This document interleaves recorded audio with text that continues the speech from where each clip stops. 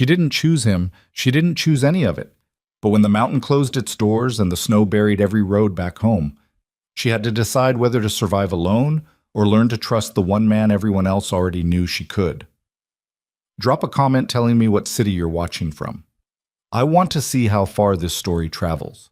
If it moves you, hit like and stay until the very end. This one's going to take you somewhere you didn't expect.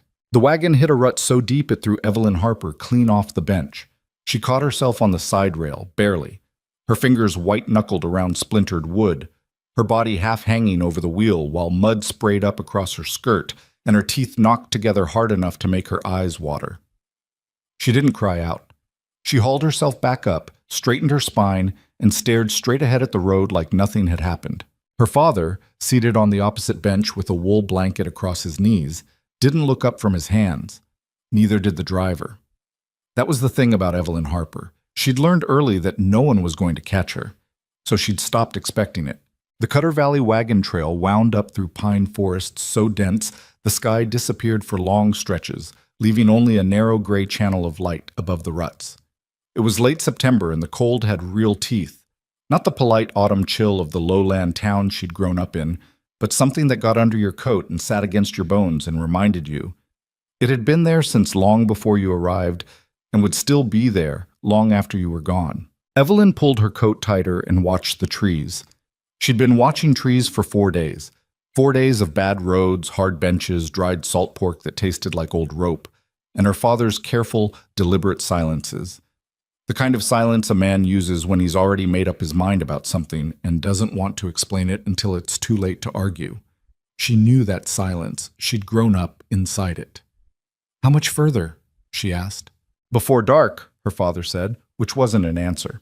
His name was Robert Harper, and he was 61 years old and looked 70, the kind of man the frontier had ground down over decades. Not broken, exactly, but worn to something thinner than he'd started as. His hands shook slightly when the weather changed. He coughed through most of October and all of November. He'd had a good year trapping in Cutter Valley 3 years ago, and a bad one last year, and a catastrophic one this spring, and now here they were on a wagon in September with everything they owned packed into 2 trunks and a canvas bag, heading toward a life Evelyn had not agreed to. She'd found out about the arrangement 2 weeks ago, not from her father, from Mrs. Deller at the dry goods store who'd said, "Oh, you must be so excited about the marriage," with that particular smile women used when they weren't sure if they were delivering news or congratulations. Evelyn had stood very still in the middle of that store and kept her face arranged into something neutral while the floor rearranged itself under her feet. Marriage. She'd walked home slowly and found her father on the porch and said quietly, "Mrs. Deller sends her congratulations." Her father had looked at his boots. "You could have told me," Evelyn said. "I was going to." "When?" He didn't answer that. "Who is he?" she asked. "This man. What's his name?" Silas Boone. The name meant nothing to her, a stranger's name, 2 syllables that were supposed to contain the rest of her life. "He's a good man," her father said. "A trapper. He's been working Cutter Valley for 6 years, knows the land better than anyone up there. He's reliable, Evelyn. He won't—" He stopped, started again. "He won't leave you." Won't leave you. As though that was the highest possible praise. As though the fact that a man would stay was already more than she should reasonably expect. "I'm 20 years old," Evelyn said, very quietly. "I haven't agreed to this." "I know." "And?" Her father finally looked at her, really looked at her, and what she saw in his face wasn't callousness. It was exhaustion, and something worse than that, something that looked almost like shame. "We don't have anything left," he said. "I don't. I can't. Evelyn, if I take you up to that valley, and I can't make it work this winter, there's no one to look after you. There's no money. There's no way back down that road once the snow comes." He shook his head. "Silas Boone is the best I can do. That's the truth." She'd stared at him for a long moment.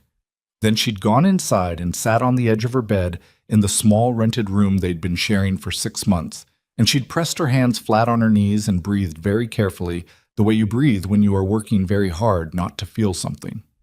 "The best I can do." That sentence had ridden with her every mile of the 4 days since. The wagon cleared the last ridge just as the sun dropped behind the western peaks, and Cutter Valley opened up below them like something out of a painting, wide in green gold in the last light, threaded through with a river that caught the sky and threw it back silver. Smoke from a dozen chimneys rose in thin vertical lines in the still evening air. The settlement wasn't large, maybe 40 families, the driver had told her, spread across both sides of the river, but it looked solid, permanent. The buildings were proper timber construction, not sod, and there was a sawmill visible at the north end of the valley and what looked like a trading post near the center. Evelyn took it in without expression. So this is it, she thought. This is the rest of my life. The wagon descended the trail at a careful pace, the driver working the brake lever with both hands on the steeper sections. The valley floor came up to meet them gradually, the air warming slightly as they dropped below the tree line. Somewhere in the distance, a dog barked. The driver pulled up in front of the trading post, a long, low building with a porch running across the front and a hand-lettered sign above the door that read, Cutter Valley Supply Company. And a small group of people had gathered, the way people gather in small settlements when a wagon comes in, not out of nosiness exactly, but out of a hunger for news from outside. Evelyn climbed down before anyone could offer a hand. She stood in the dirt road and straightened her coat and looked at the gathered faces. Men and women both, most of them in their 30s and 40s, a few older, a handful of children peering from behind adult legs. They were watching her with the frank assessment of people who knew they'd be neighbors for life and were deciding what they thought about that. She looked back at them the same way. Show them nothing, she told herself. Not yet. Her father climbed down more slowly, accepting the hand of a heavy-set man in a sheepskin coat who stepped forward with the easy authority of someone who organized things. He had a broad, wind-reddened face and a mustache that needed trimming and eyes that took you in quickly and didn't waste much time deciding. Robert Harper, the man said, pumping her father's hand. Elias Grundy, we've been expecting you. He looked past her father to Evelyn. And this must be your daughter. Evelyn, her father said. Grundy nodded at her in a way that was respectful but also slightly careful, like a man who'd been told something about her temperament in advance. Miss Harper, welcome to Cutter Valley. He looked around the small crowd. Silas was supposed to meet you here, but he got called out to the Fenner place. Roof trouble. He'll be along. It's fine, Evelyn said. You can wait inside. We've got coffee.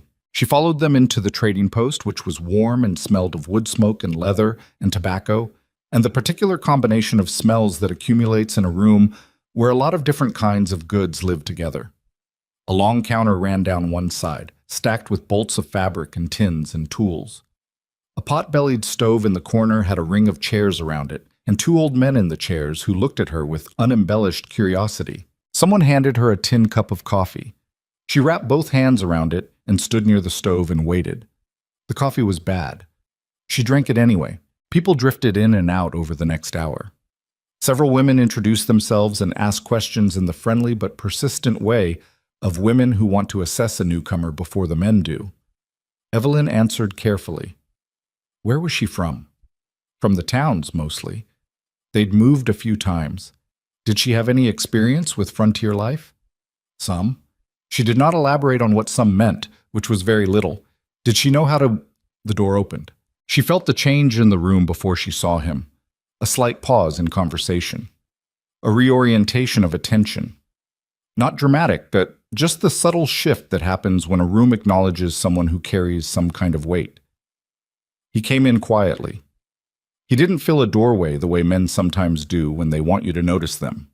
He simply stepped through it and pushed it shut behind him and stood there for a moment while his eyes adjusted to the lamplight. Silas Boone was not what she'd expected. She wasn't sure exactly what she'd expected. Older, maybe, rougher. The word reliable had built a certain picture in her mind, something weathered and dull. A man who was good for the same reason a fence post was good. He stayed put. She'd imagined someone her father's age or close to it, someone who wanted a young wife for reasons she'd prefer not to think about. Silas Boone was maybe 30, 32. He was lean in the way of men who work hard and don't think much about eating, with a face that had been out in the weather long enough that the lines in it were real lines, earned ones, not the soft creases of a man who'd spent his years indoors. He had dark hair that needed cutting, and a jaw that needed a razor, and hands that were large and scarred and completely still at his sides. Not tense, just still, the stillness of a man who didn't use motion to take up space. He was looking at her, not the way men sometimes looked at her, measuring or calculating or wearing that particular expression that meant they were deciding whether she was worth the trouble. He was looking at her the way you look at someone you're trying to understand, carefully, without any pretense about what he was doing. She looked back at him the same way. Elias Grundy appeared at Silas's elbow and said something low that she couldn't hear. Silas nodded without looking away from her. Then he crossed the room, direct but unhurried, and stopped at a respectful distance, far enough that she didn't feel crowded, and said, "Miss Harper." His voice was lower than she'd expected. Not performatively deep, just naturally quiet, like a man who didn't raise his voice because he'd figured out he didn't need to. "Mr. Boone," she said. He looked at her for another moment. "I owe you an apology." She hadn't expected that. "Do you?" "I should have written to you myself. I wanted to." He paused. "I didn't because I wasn't sure what I'd say. That's not an excuse. But I wanted you to know I thought about it." She considered him. "What would you have said?" "I don't know," he said honestly. "Something that probably wouldn't have been enough. It's a strange thing to put in a letter." Around them, the room had developed that particular quality of people who are pretending very hard not to listen. "I don't know you," Evelyn said. She kept her voice level. "This arrangement—" She stopped, started again. "I want to be clear with you from the beginning, Mr. Boone. I'm here because the alternative was worse, not because I chose this." He didn't flinch. He didn't get defensive. He just nodded, slowly, like a man receiving information he had already considered. "I know," he said. "I appreciate you saying it plainly. Does that bother you?" "No," he said. "I'd rather know where things stand." She studied him for another moment. The room around them had gone very quiet. "Where are you taking us tonight?" she asked. "My cabin is 2 miles up the north slope," he said. "I've got a horse. Your father can ride and we'll walk. It's not a hard path, but we should go before full dark." "Then we should go," she said, and set her empty coffee cup on the counter and went to find her coat. The path up the north slope was exactly as he'd said. Not hard, just dark. The way mountain trails go dark all at once, when the sun goes behind the peaks. Silas carried both her trunks. She'd told him she could manage one. He'd picked them both up in the same motion, a single clean lift, and started up the path without any commentary about it. She followed him with a lantern. Her father rode the horse in front, wrapped in his blanket, nodding slightly with the motion of the animal. He'd been coughing more in the last hour, the altitude maybe, or the cold. She tracked the sound of it automatically, the way she'd been tracking it for the past year, measuring it against previous coughs, calculating. The trees pressed close on both sides. Somewhere in the dark above them an owl made one single sound and went quiet. She watched Silas Boone's back as she walked, the set of his shoulders under the weight of the trunks, the way he placed his feet on the uneven ground, careful and deliberate. He'd spoken perhaps 20 words since they left the trading post. She found herself wondering what he was thinking. Then she stopped herself from wondering, because it wasn't her business yet, and she wasn't sure it would be. "Keep your head," she told herself. "Don't make stories about him. Wait and see who he actually is." The cabin appeared out of the dark gradually. First the smell of wood smoke, then the faint orange outline of firelight around a shuttered window, then the shape of the building itself, low and solid and flanked by a woodpile that was stacked 6 feet high and ran the full length of one wall. The stack alone told her something. A man who had that much wood in before October was a man who took winter seriously. Silas set the trunks down on the porch and opened the door, and the warmth of the fire came out to meet them, and Evelyn stepped inside. It was a single room, maybe 20 feet square, with a stone fireplace at one end and a proper iron stove at the other, and a hand-built table in the center and a window on each wall. A door in the back wall led somewhere. A sleeping room, she assumed. The floor was rough-hewn plank, and the walls had been chinked carefully between the logs, and there was a shelf along one side with tools and tins and 2 books, their spines turned out. It was clean. That surprised her, though she wasn't sure why it should. "The bedroom is through there," Silas said, nodding at the back door. "You'll take that." She looked at him. "And you?" she said carefully. "I've got a pallet here." He nodded at the floor near the stove. She kept her face neutral. That's... It's fine, he said simply. Not dismissive, just settled, like a man who'd already thought this through and wasn't interested in arguing about it. Her father had already lowered himself into the chair nearest the fire, with the careful effort of a man whose legs had spent too long on a horse. He was working at the buttons of his coat with fingers that trembled slightly. Evelyn moved to help him without thinking about it. Old habit, a year of habit, and got the coat off his shoulders and draped it over the chair back. Silas had moved to the stove without being asked and was putting a pot on. He didn't announce it, he just did it, quietly. The way a person does a thing they've decided needs doing. She watched him over her father's head. He moved around that kitchen with the ease of long practice, reaching for things in exactly the right places, working without waste or hesitation. It was the movement of a man who lived alone and had arranged his world to function without friction. She wondered what it was like to inhabit a space that quietly, with no one to adjust to, no one to account for. She wondered what it would do to a person to live that way for years. When the soup was hot, he brought 2 bowls to the table and a third for himself, and they ate together in a silence that was, if not comfortable, at least honest. Her father ate half his bowl and fell asleep in the chair. Silas moved a blanket from somewhere and laid it across him with the efficiency of a man who was practical about these things and nothing else. Evelyn sat at the table and watched him do it. "He needs a doctor," she said quietly when Silas straightened up. "Doc Hensley is down valley," Silas said, equally quiet. "I can go down in the morning. He'll say he doesn't need one." "I know." She looked at him. "You're going anyway?" "Yes," Silas said. She absorbed this. Outside the cabin, the wind had picked up, moving through the pines above with that deep underwater sound that meant weather coming. "How long before the pass closes?" she asked. 2-3 weeks, maybe less if the weather moves fast. He looked at the shuttered window like he was seeing through it, reading something in the sound of the wind. "It'll be a hard one this year." "How can you tell?" He considered how to answer that. "The animals," he said finally. "They've been reading it for weeks. How early they came down from the high country. How heavy their coats." He shrugged slightly, like he was aware this wasn't a satisfying scientific explanation, but it was the one he had. 6 years up here, you start picking up what they know. She studied him. 6 years is a long time to be alone up here.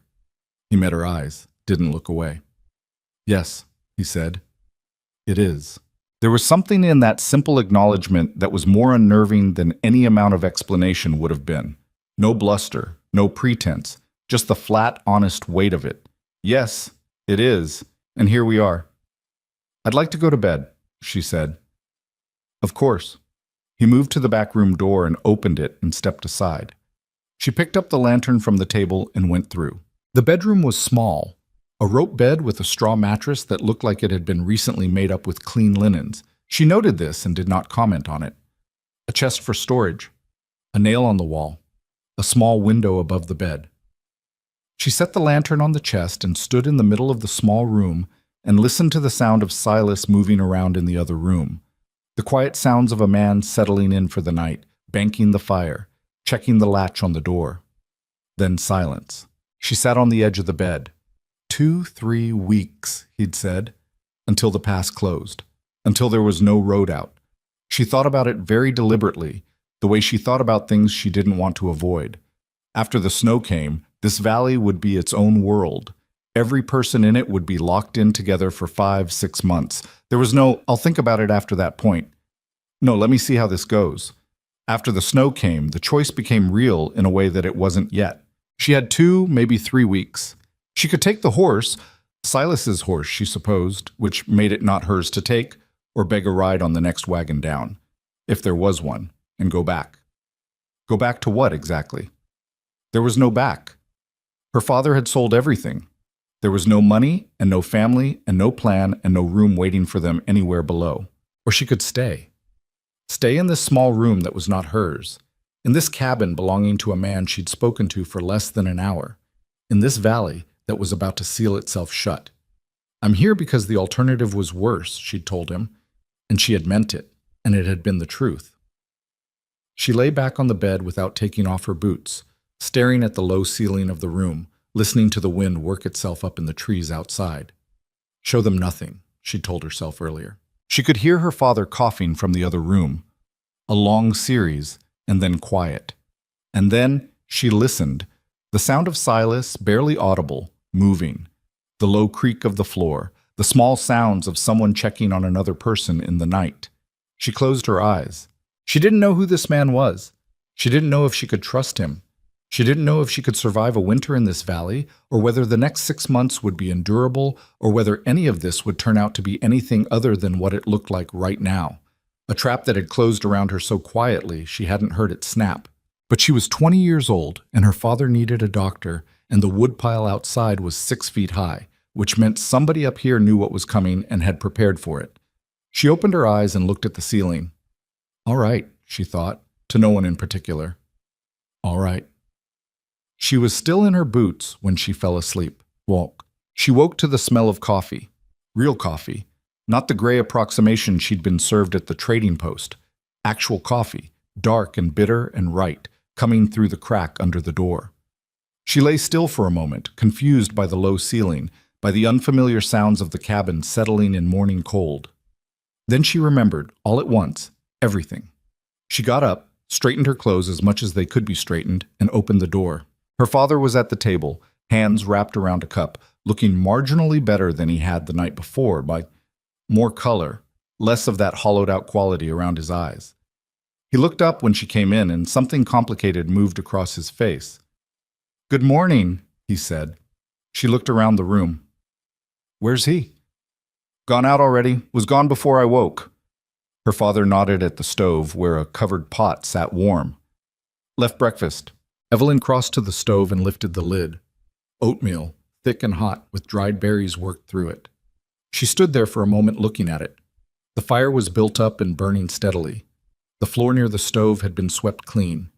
Her father's coat, which had been draped over the chair last night, had been folded and placed on the trunk by the door. Small things, but deliberate ones. She dished out a bowl and sat down across from her father. "He went for the doctor," her father said. He did not make it a question, so she didn't answer it as one. "I told him I didn't—" "I know what you told him," Evelyn said. Her father looked at his cup. "He didn't argue," he said, with the faint surprise of a man who was used to having his stubbornness work. "Just said he'd be back by noon, and went." "Good," said Evelyn. She ate her oatmeal. Outside the windows, the morning was gray and still, the light flat and cold, the kind of light that comes with cloud cover at altitude. She could see through the east window a long view down the valley slope, the river glinting below, the neat dark line of the settlement's main road, smoke rising from a dozen chimneys. "Evelyn," her father said. She looked at him. He was studying the table, the way he looked at things when he was trying to find words that fit something that didn't quite have the right shape for words. "I know this wasn't—" He stopped. "I know I should have asked you." "Yes," she said. "You should have." He looked up.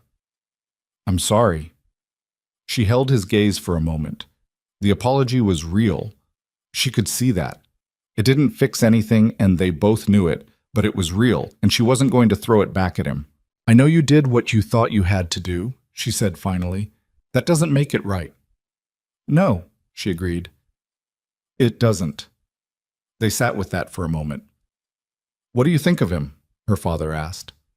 She thought about last night, the careful distance he'd kept across the room, the bowls of soup, the blanket placed over her father without any fuss or expectation of gratitude. The bedroom door closed gently after her. "I don't know yet," she thought. "I don't know enough." "I think he's careful," she said, "with everything. I think he takes things seriously." "That's what I heard about him," her father said. "From everyone I talked to, every person I asked, they all said the same thing.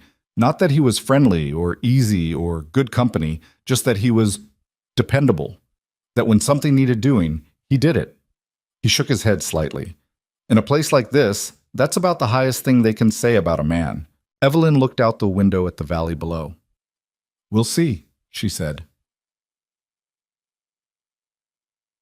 Silas came back at 11:30 with Doc Hensley, a thin, angular man in his 50s with a medical bag that looked like it had been through more than either of them, and the two of them came up the path together with the specific, efficient purpose of men who had agreed on a job and were there to do it. Evelyn stood back while the doctor examined her father, asking his questions in the clipped professional shorthand of a man who'd asked them many times.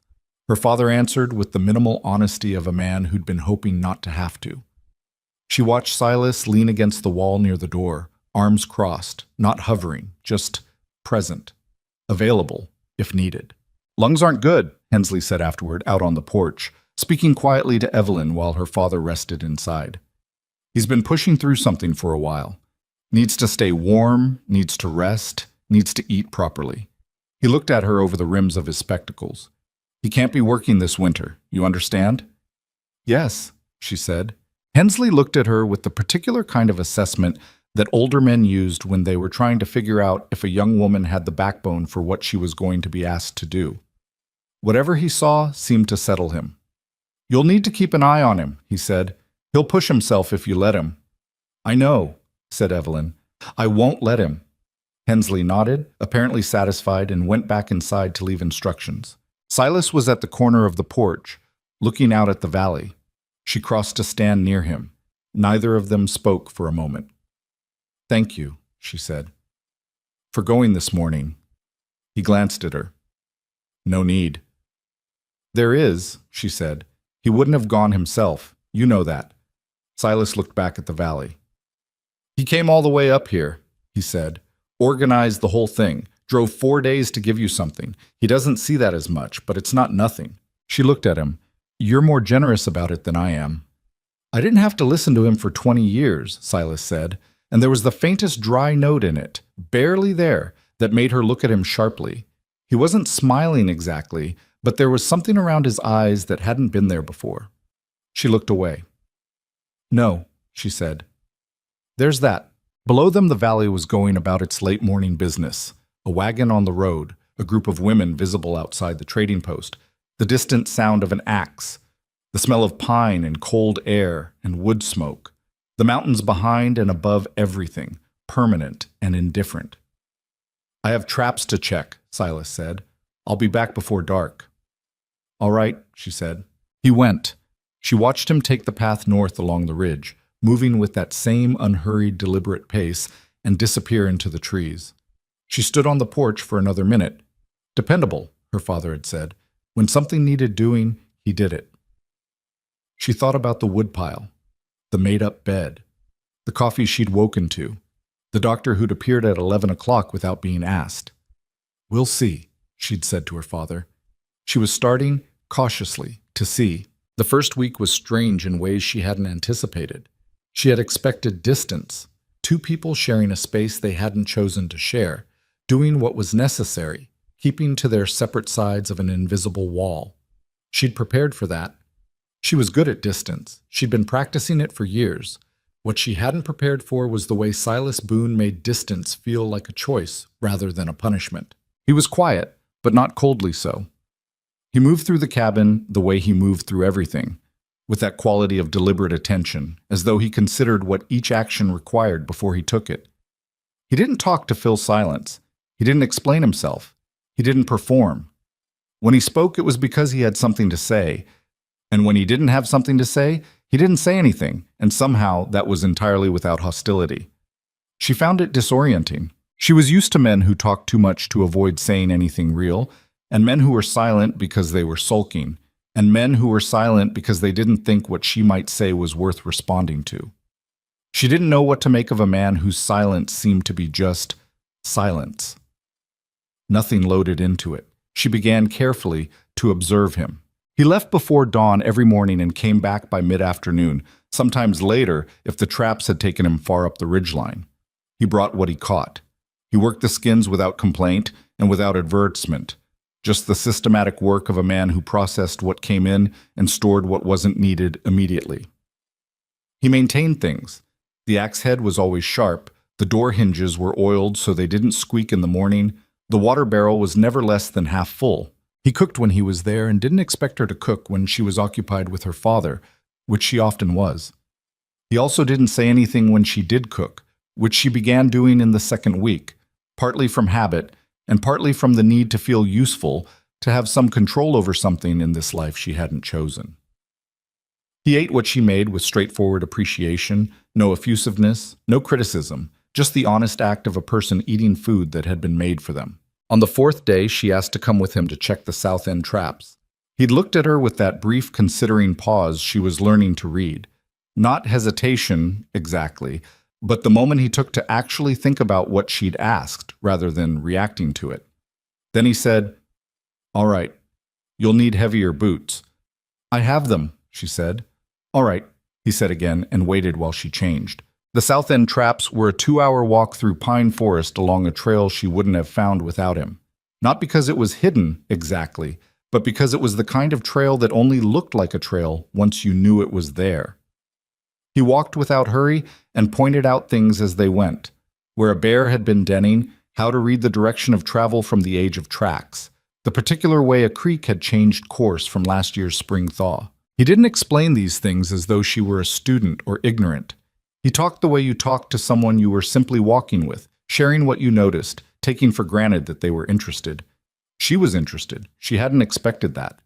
At the second trap, empty, spring reset, carried on, she asked him how he'd ended up in Cutter Valley. He thought about that for longer than a short question required. "Followed the game north," he said. "Stayed because it was good country." He paused. "And because after a while it felt like mine." "Doesn't it ever feel lonely?" He glanced at her. "Sometimes," he said, without any self-consciousness about it. "More some winters than others." "What makes the difference?" He considered. "Whether you've made peace with it, I suppose. Loneliness is only bad when you're fighting it." She turned that over as they walked. It seemed like the kind of thing that was easier to say than to live, but coming from him it didn't sound like a performance of wisdom. It sounded like something he'd figured out the hard way. "Did it take long?" she asked, making peace with it. 3 winters, he said. "First one was hard, second one was harder. Third one, I don't know. Somewhere in the third one I stopped missing what I'd left and started paying attention to what was here." He shrugged slightly. "After that, it was different." She thought about that for the rest of the walk back. Stopped missing what I'd left. She wondered what he'd left. She didn't ask. Not yet.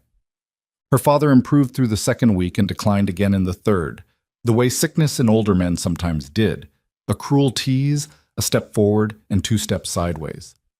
She spent more time in his room, talking him through the boredom of enforced rest, which he bore with the particular fretfulness of a man who'd spent 60 years in motion and found stillness intolerable. Silas, without being asked and without making an announcement of it, began adjusting his schedule around these times. She didn't notice for several days. Then she noticed that he was consistently back in the cabin during the stretches when she went out for air, just there in the main room, doing something quiet, available if her father needed anything. She brought this up one evening while they were doing the dishes, a small domestic ritual that had organized itself without either of them suggesting it, just fallen into place the way things did when 2 people shared a space long enough. "You come back earlier on Wednesdays," she said. He was quiet for a moment. "I didn't think you'd noticed." "I noticed things," she said. He handed her a bowl to dry. "The third trap on the North Ridge is empty more often on Wednesdays.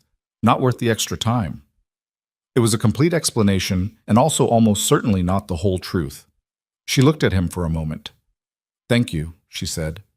"It's nothing," he said, and meant it literally. Not false modesty, just his genuine assessment that it didn't require thanks. That was, she was beginning to understand, a consistent feature of him. He did things, and didn't keep a ledger. She was learning what to do with that. On the 17th day, she had not been keeping count deliberately, but her mind counted anyway. The pass closed. She knew before she woke up. She woke to a quality of silence that was different from all the previous silences. Heavier, more absolute, the silence of a world that had added several feet of itself on top of everything and muffled the sound out. She lay still for a moment, listening to it, and then got up and went to the window. Snow. Not falling now, some fallen. The past tense of a serious event. The world outside was white from ground to sky. The outlines of things softened and simplified. The trees under long white arms and the woodpile submerged to its second row, and the path invisible under a smooth, unbroken surface. She stood at the window for a long time. Her choice was made then. Not because she'd decided it, she still wasn't sure she had, but because the world had decided it for her in its own summary way. There was no road out. There was no back. There was only this valley and these 40-odd families and this cabin and the man who lived in it and the father asleep in the next room. This was her life now. She felt something when she understood that. Not panic, she was too practical for panic. Not grief exactly, though there was something adjacent to grief in it. Something more like the feeling you had when you'd been fighting against a current for a long time, and you finally understood that it was stronger than you, and you had to stop fighting and start swimming. She heard Silas moving in the main room, the fire being built up, the particular sound of wood being placed carefully on coals. She got dressed and went out. He was at the stove. He looked up when she came in. Just looked the way he did, steady and brief. "Pass is closed," she said. "Yes," he said. She went to the window and looked at the snow and then turned around and looked at the room. The rough walls, the 2 books on the shelf, the table that was now her table too, the fire that was warming her. She looked at him. "Tell me what I need to know," she said. "About winter up here. What I need to learn. I don't know enough, and I need to." He studied her for a moment. She could see him taking this seriously. Not condescendingly, not with surprise, just with the focused attention of a man who was being asked a genuine question and intended to give a genuine answer. "All right," he said. "Sit down." She sat. He put coffee on the stove and pulled out the other chair and sat down across from her and started talking. He told her about cold. Not the polite cold of lower elevations, but the serious cold. The kind that killed you if you made mistakes, and the specific kinds of mistakes that people made. He told her about the woodpile and how much they'd need and how to tell when they were getting low enough to be careful.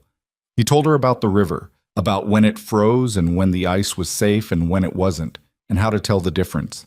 He told her about the families down the valley and who had what skills and who could be counted on in an emergency and who couldn't. He talked for an hour, maybe more, clear and thorough and without condescension, treating her like someone who needed information and could use it.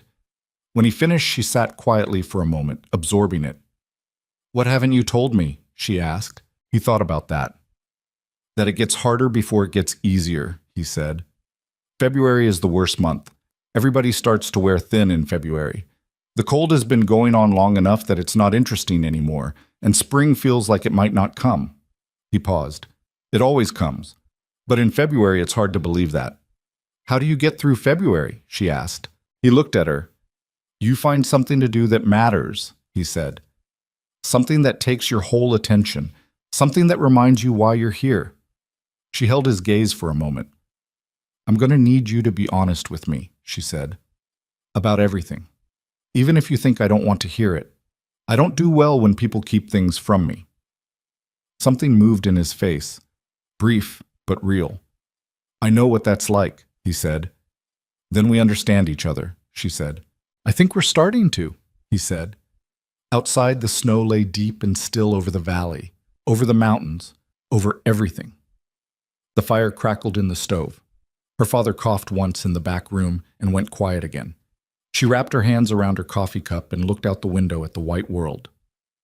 February, she thought. We'll see about February.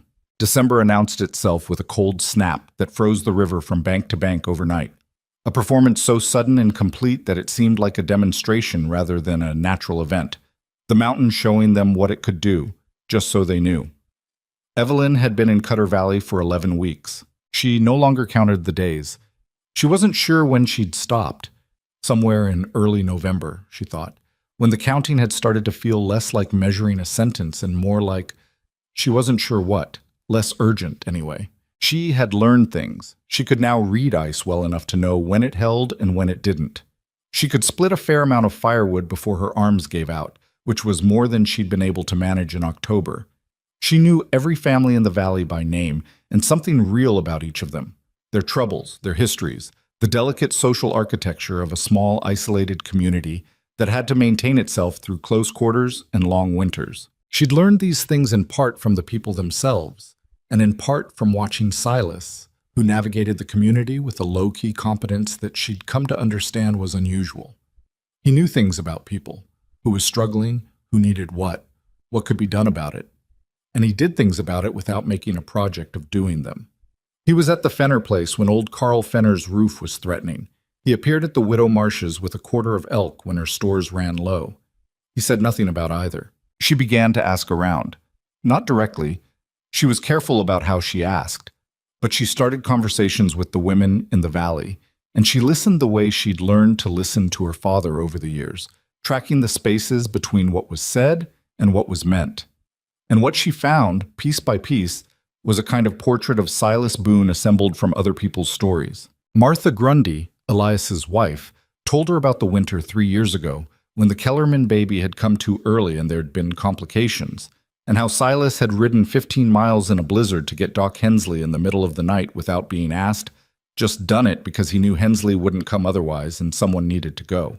Old Prentice at the trading post told her about the summer 2 years ago, when the mill had flooded and half the valley's stored grain was threatened, and how the response had organized around Silas almost automatically, not because anyone had put him in charge, but because he'd simply started doing what needed doing and people had followed. The Fenner boys, Carl's 2 grown sons, both nearly 30, told her that Silas had taught them both to trap when they'd arrived in the valley 7 years ago, broke and without skills, and had done it without payment and without mentioning it after. She collected these stories like stones in a pocket, heavy and small and specific. She did not share them with Silas. She wasn't sure what she would say, and she was learning that with him, things were better said when they were ready to be said and not before. Yes, she began to understand something about silence. There were kinds of silence. The silence of people who had nothing to say to each other, awkward, full of unused air. The silence of people who were angry and keeping it. The silence of people who were comfortable and didn't need to fill every moment with sound.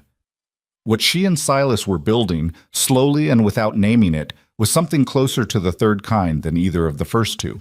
She noticed it on an evening in mid-December, sitting on opposite sides of the table, her mending, him working a new beaver pelt, and realizing they had been sitting together in complete quiet for almost 2 hours, and it had felt not comfortable exactly, but not uncomfortable either, functional, like 2 people sharing a room who had both agreed, without agreeing, that the room was big enough.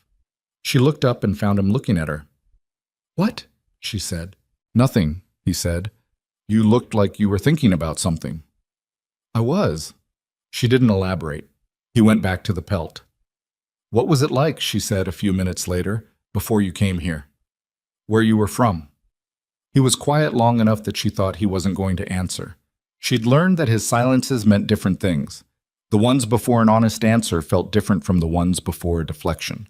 This was the first kind. "Ohio," he said. "Small town. My father was a farmer. I was supposed to take over the farm." He worked the pelt for a moment. "I tried. For 3 years I tried. It wasn't working, not because of the farm." He paused. "There was a woman. We were meant to marry. It didn't happen." She kept her eyes on her mending. "What happened?" "She made a different choice," he said. Simply, without bitterness. "And she was right to. We wanted different things from the world. I couldn't see it at the time. And then you came here." "And then I came here," he agreed. She let that settle. Outside, the wind was working at the corner of the cabin with that low, persistent sound it had on the coldest nights. "Is that why you agreed to this arrangement?" she asked. "Because you wanted—" She stopped, choosing words. "Someone." He thought about that for a long time. "Partly," he said. "Honestly, partly. I'm not going to pretend otherwise." He set the pelt down and looked at her directly, the way he did when he wanted to make sure she heard him. "But not in a way that needs you to be someone you're not. I didn't agree to this thinking I was owed something. I know the difference between what a person owes you and what they might choose to give you." He picked the pelt up again. "They're very different things." She sat with that for a while. "That's an unusually clear way of understanding it," she said. "I've had 6 years with a lot of quiet to think about things," he said, and again that barely there dry note in his voice. This time she did not look away from the almost smile fast enough. "You can laugh," she told him. "It's allowed." "So can you," he said. And something strange happened. She did. Not much. Barely a breath of it, but real. And she was slightly startled by how real it was. how it came up from somewhere she hadn't been to in a while. He looked at her when she did it, just for a moment. And what was in his face wasn't triumph or relief or any of the things she might have expected. It was just something careful and honest and pleased, like a man who had found a door he hadn't been sure was there. She looked back down at her mending. Her heart was doing something she told it firmly to stop doing. Not yet, she thought. Not yet. You don't know enough yet. But the voice was smaller than it had been. She woke on the 22nd of December to the sound of raised voices outside. She was up and at the window before fully awake. The survivor's instinct, built by a childhood that had taught her that raised voices meant something needed attention. Through the frost on the glass, she could see two shapes on the path below the cabin, torches, and the shape of a horse. She threw her coat on over her nightgown and went out. It was the Fenner boys, both of them, the older one Tom holding the horse, the younger one Marcus talking fast and low, and Silas already on the porch buckling his coat, moving with that particular speed he had that wasn't rushing but covered ground. "Cabin's half gone," Marcus was saying. "Roof gave under the snow and—" "Anyone hurt?" Silas's voice cutting through. "Marta's got a cut on her head. Kids are okay, but Carl can't—" "I've got rope and a pry bar," Silas said. He turned to Evelyn, who had come up behind him. Brief, just a second of his eyes on her. "Fenners have got a roof down. I don't know how long I'll be." "Go," she said. "Your father? I know how to look after my father," she said. "Go." He went. The three men were down the path and into the dark in moments, the torchlight shrinking until the trees took it, and then she was standing on the porch in her coat and nightgown in air so cold it hurt to breathe, and the valley was dark and still below her, and somewhere out there a family's roof had come down. She went back inside, checked on her father, still asleep, breathing steadily, built the fire up higher than it needed to be because the motion was useful. Then she sat at the table and waited. He came back at 4 a.m, cold all the way through, the kind of cold that takes more than an hour to leave a person. She had coffee on and she poured it and pushed it across the table without comment. He sat down and wrapped his hands around the cup and didn't say anything for a long time. "How is she?" Evelyn asked finally. "Marta's all right," he said. "Head wound looked worse than it was. Kids are at the Grundy place. We got enough of the roof shored up to sleep under." He stared into the coffee. "Have to go back in the morning to fix it proper." "Then sleep," she said. "You've got 3 hours." He looked up at her. There was something in his face she hadn't quite seen before. Not exhaustion exactly, or not only that. Something stripped of its usual layer like a face in bad light when the careful arrangement slips a little. "You waited up," he said. "Someone should know if you made it back," she said. He looked at her for a long moment. "Thank you," he said, and meant it the way she had meant it that first week, as something real, not a reflex. "Don't thank me," she said. "Sleep." He went and lay down on his pallet and was asleep in what seemed like minutes. She stayed at the table a while longer, listening to the deep mountain quiet and the sound of his breathing from across the room. Someone should know if you made it back. She thought about that sentence, about the fact that for 6 years, apparently, no one had waited up for him, that he'd gone out at night and come back at night and the cabin was exactly as he'd left it, untouched and unaware. She was startled to find that she found this genuinely sad. Not with pity. She didn't think he wanted that, just it struck her as a hard way to live. To be capable of this much and accountable to no one for it. To spend yourself out in the cold and come home to a room that hadn't noticed you were gone. She blew out the lamp and sat in the firelight for a few minutes. Outside the snow lay quiet over everything. The mountain was doing what it did.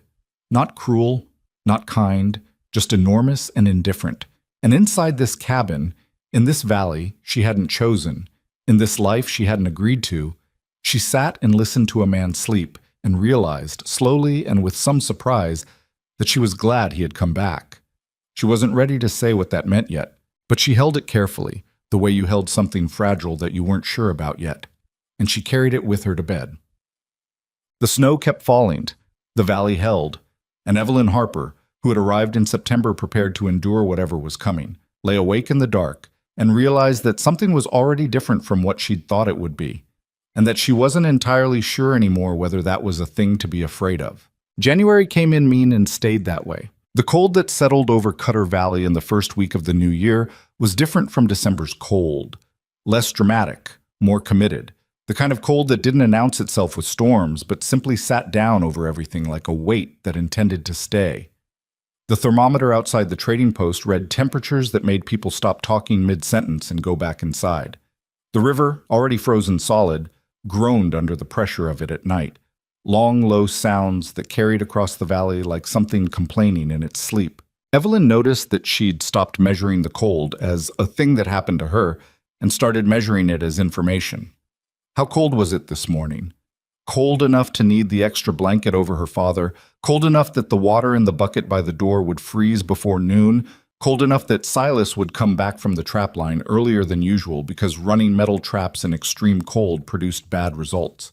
She tracked these things the way she'd tracked her father's breathing, automatically, practically, the body learning what the mind hadn't fully decided to accept yet. She was becoming a woman who lived in this valley.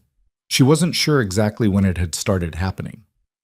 Silas came back from the North Ridge Line on a Tuesday afternoon with a gash across the back of his left hand that he hadn't mentioned and that she only noticed because he set the water bucket down wrong and she saw the dried blood along his knuckle line.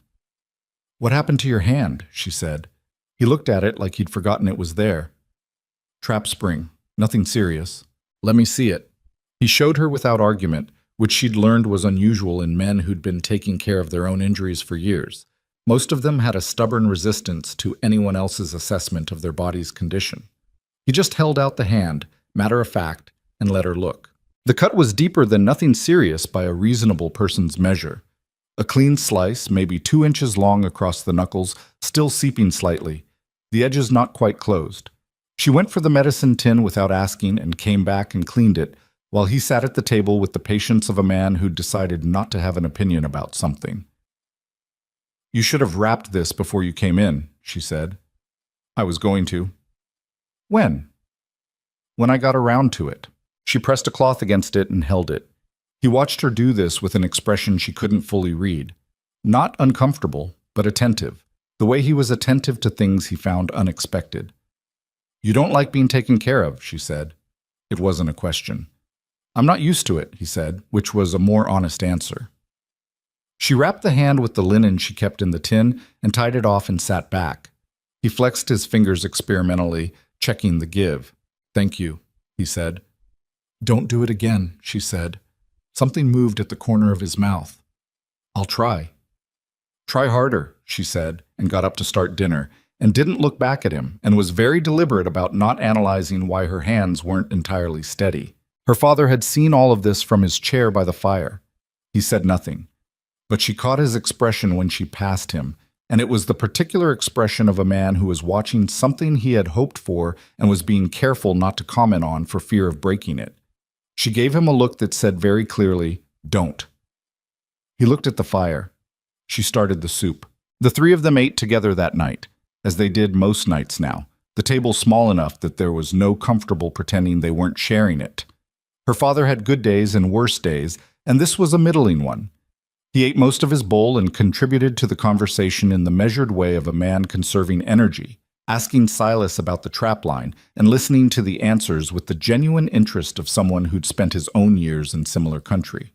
This was something she hadn't expected either, the way her father and Silas had found their own rhythm, separate from her. They talked about the land the way men who respected the same thing talked about it, with specificity and without romance. And she sat between them and listened and occasionally said something and felt, in those moments, something she hadn't felt in a long time. Not happy, exactly. Not yet. But something adjacent to it. Something that felt like a life that was real and present rather than one she was simply waiting to get to. She noticed this one evening and then set it aside carefully, the way you set aside something you aren't ready to look at directly. The valley had its own rhythms, and she was learning them. The community gathered at the trading post on Saturday afternoons when the weather allowed. Not formally, just by habit, the way isolated people gravitated toward each other in winter for the warmth of company, as much as any practical exchange. Evelyn went when she could, leaving her father with explicit instructions and returning to find Silas had checked in on him without being asked, which had become a pattern so consistent she no longer remarked on it. Martha Grundy had taken her in hand in the particular way of competent frontier women with a younger woman they'd decided to invest in. Martha was 50 and had been in the valley for 12 years and knew everything and everyone with the comprehensive authority of someone who'd been paying attention long enough. She was not gentle. Gentleness was not the dominant quality of women who survived 12 winters at altitude. But she was direct and fair and occasionally funny in a way that sneaked up on you. "You're not what I expected," Martha told her one afternoon in late January, the two of them cutting fabric at the long table in the Grundy house while snow hammered at the windows. "What did you expect?" Evelyn asked. "Something softer," Martha said. "The way Robert described you." She cut without looking up. "He loves you very much, you know, in the particular way of men who have no idea what to do with someone they love." Evelyn was quiet for a moment. "He should have asked me," she said. "Yes," Martha agreed simply. "He should have. And Silas should have written to you himself instead of letting the whole thing be arranged like a land transfer." She set down her scissors. "Men in this country have a particular talent for doing the right thing badly." "And women?" Martha picked up the scissors again. "We do the right thing, and then spend 20 years explaining to them why it was right." She cut. "How are you finding him, Silas?" Evelyn chose her words. "Different from what I thought." "Different how?" "Quieter," Evelyn said. "In a way that's not empty. There's something underneath it." Martha nodded as though this confirmed something she already knew. "He hasn't had an easy time of it," she said. "Not in the way that's visible. He doesn't talk about it." She paused. "Did he tell you about the woman back in Ohio?" "A little," Evelyn said. "Then you know most of it." Martha smoothed the fabric with one hand. "He came here in bad shape. Not the kind of bad shape you can see. The other kind. The kind where the person is functioning just fine and doing everything right, but something inside has shut itself down as a protective measure." She looked at Evelyn with directness. "He's been running on competence for 6 years. It's not nothing, but it's not everything either." Evelyn looked at the fabric under her hands. "Why are you telling me this?" she asked. "Because you're here," Martha said, "and you're smart enough to use the information correctly."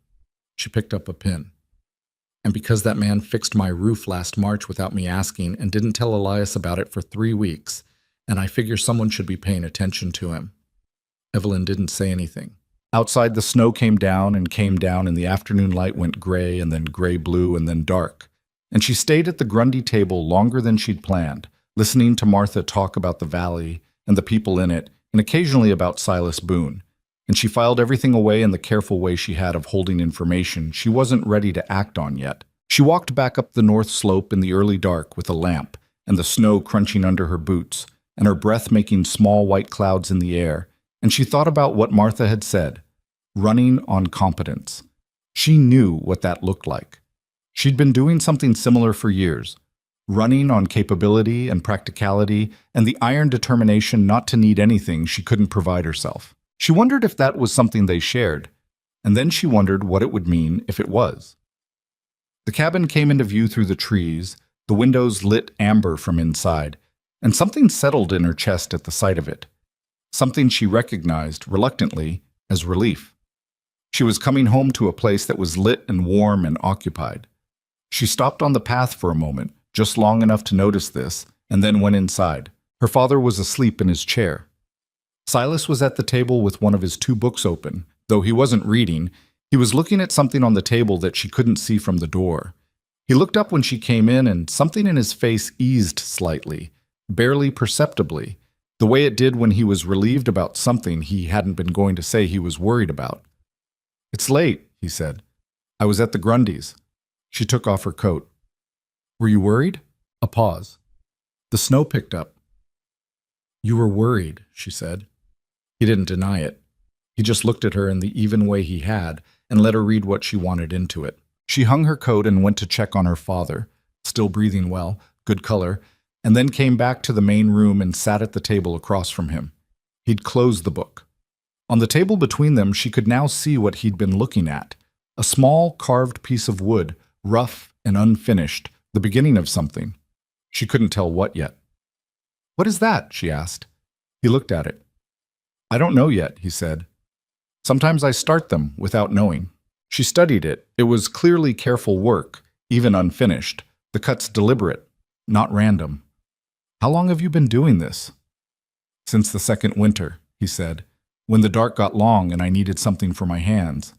She looked at his hands, the bandaged one, the other, large and scarred and still. Do you finish them? Some of them. What do you do with the ones you finish? He was quiet for a moment. I've given some away, he said. The Kellerman children have a few. Tom Fenner's youngest. A slight pause. I kept a few. She thought about Tom Fenner's youngest, a small, fierce girl of about 4 who carried things in her pockets and was deeply opinionated about everything she encountered. She thought about Silas Boone making something for a 4-year-old and not mentioning it. Can I see what you've kept? She asked. He looked at her for a moment, measuring something. Then he got up and went to the shelf. Not the one with the books, the other one, lower down, that she'd assumed held tools, and brought back a small tin box. Inside were 6 or 7 carved pieces, each maybe 3 or 4 inches long. She picked them up one at a time. A fox sitting with its tail curled around itself. A bird she didn't recognize immediately, and then did. A nutcracker, the mountain kind. A bear, rough and powerful, caught mid-movement. A small figure of a person, gender indeterminate, standing with hands at their sides. She held the person figure for a moment. When did you make this one? She asked. First winter, he said. She turned it in her fingers. It was the roughest of them. Early work, clearly, the cuts less sure. But there was something in it, something in the way he'd carved the posture. Not defeated, not triumphant, just standing, present. It looks lonely, she said. He didn't answer that right away. She didn't push. Yes, he said finally. It does. She put it back in the tin carefully, along with the others, and he put the tin back on the shelf, and neither of them said anything more about it. But something had shifted slightly in the room. Some increment of distance had closed, and it had happened quietly enough that it was hard to say exactly when. She went to bed shortly after. She lay in the dark and thought about a man spending his first winter up here alone, carving a small figure that looked lonely and keeping it in a tin on a low shelf for 6 years. She pressed her face into the pillow and worked very hard at not feeling something. She mostly didn't succeed. February came. He had warned her about February, and he had been right, in the specific way he was right about things. Not in a way that prepared you for it exactly, but in a way that meant you couldn't say you hadn't been told. The darkness was relentless. The cold was no longer interesting. It was simply a feature of the world, like gravity, a constant pressure that required constant management. The woodpile had come down substantially, and she counted the remaining rows with a careful eye every morning. Cabin fever was a real thing, she understood now. A physical thing, not a metaphor, the walls of a small room getting measurably closer as the weeks stretched. Her father had a bad week in the first half of February. 3 days where the cough worsened and the color went out of his face, and she sat with him through the nights with a damp cloth and the particular vigilance of someone who has been afraid of this specific thing for a long time. Silas cut the trapline short those days, coming back earlier than he needed to, doing what needed doing in the small orbit of the cabin and the woodshed, and leaving her space with her father without making her ask for it. On the 3rd night, when her father's breathing had finally smoothed out, and she'd come back to the main room to find Silas still up, sitting at the table in the lamplight, the unfinished carving in his hands. She sat down across from him and put her face in her hands and took 3 very slow breaths. She heard him set the carving down. "He's all right," she said before he could ask.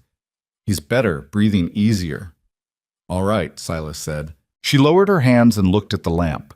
The flame was very steady in the still air of the cabin. "I've been afraid of losing him for 2 years," she said. I don't know what that will look like when it happens. I don't know how to—" She stopped, started again. "He drives me absolutely mad. He made this entire situation without asking me and turned my life into something I didn't plan, and I have been furious at him for months." She looked at the lamp. "And I love him. Both things are completely true and they don't cancel each other out, and I can't—" She stopped again. She was not going to cry in front of this man. That was a decision she'd made in September, and she was keeping it. Silas was quiet for a moment. Then he said, That's what it is to love someone who isn't quite what you need them to be. He said it carefully, like a man saying something he'd thought about for a long time. You love them, and you're furious, and neither thing wins. You just carry both.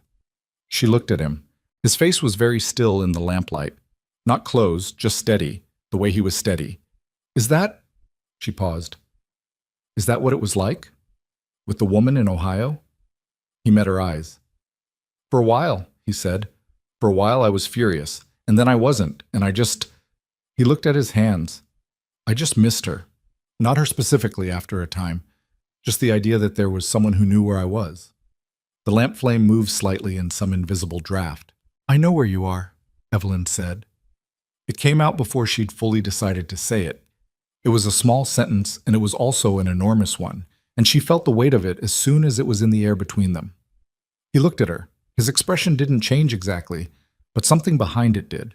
Something shifted and settled, the way the snow settled in the trees after wind, lighter but more compact. Yes, he said, you do.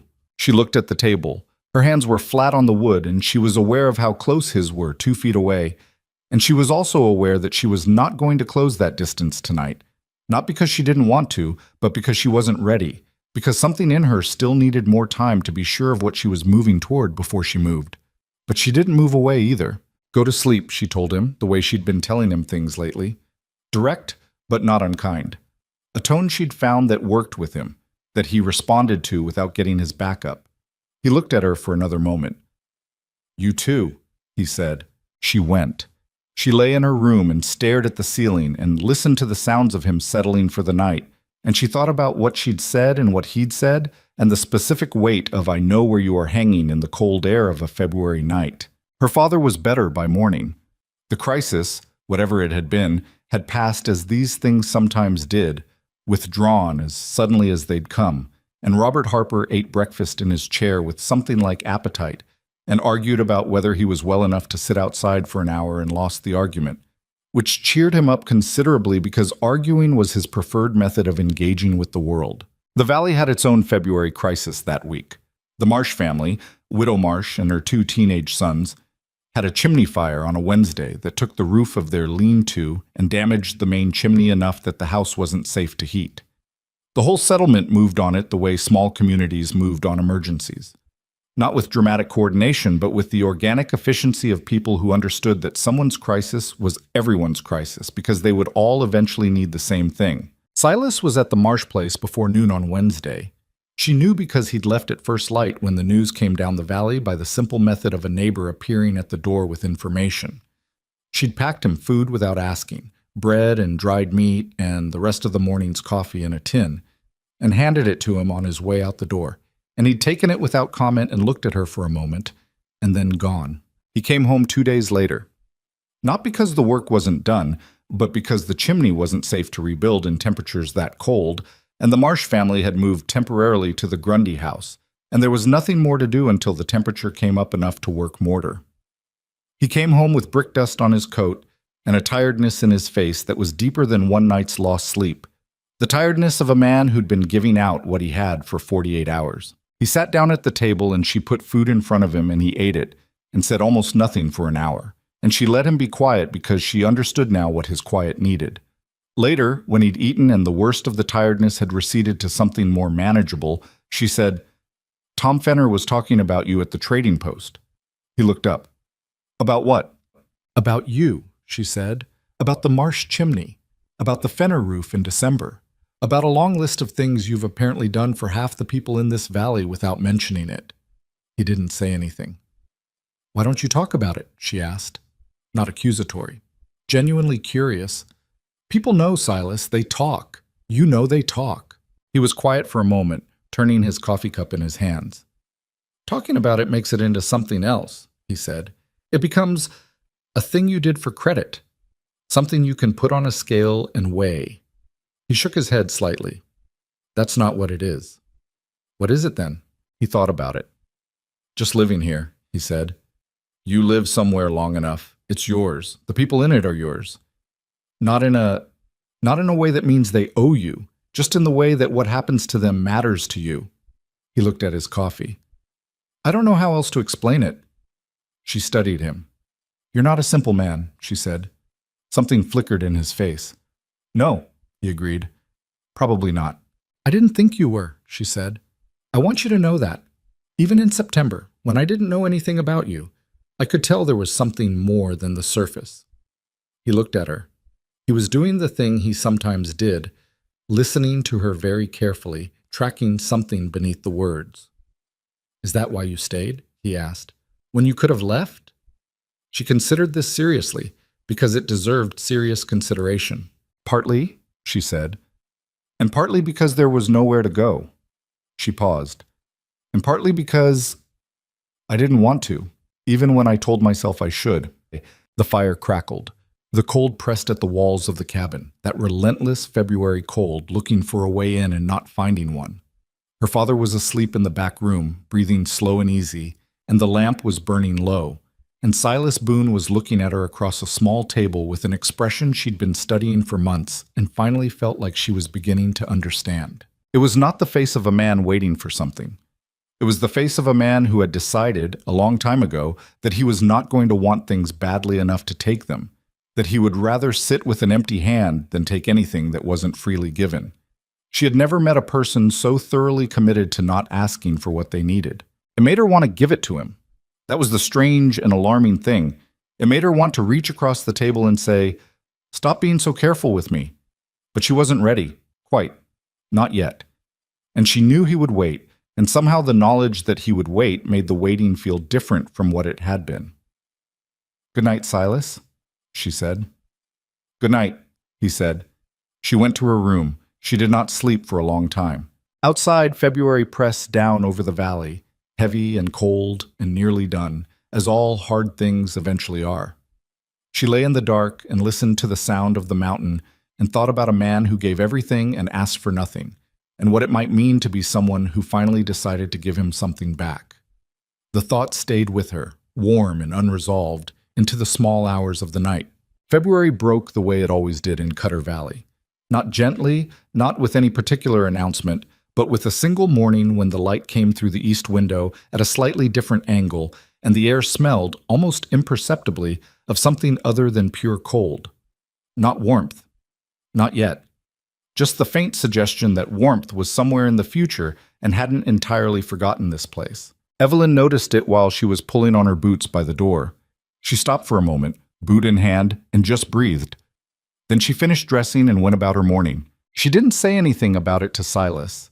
He was already outside splitting wood, the sound of the axe carrying clean and sharp in the still air, and by the time she'd made coffee and checked on her father and come back to the main room, he was at the door stamping snow off his boots with the particular concentration of a man whose mind was somewhere else. "Light changed," she said. He looked up. "This morning," she said. "Did you notice?"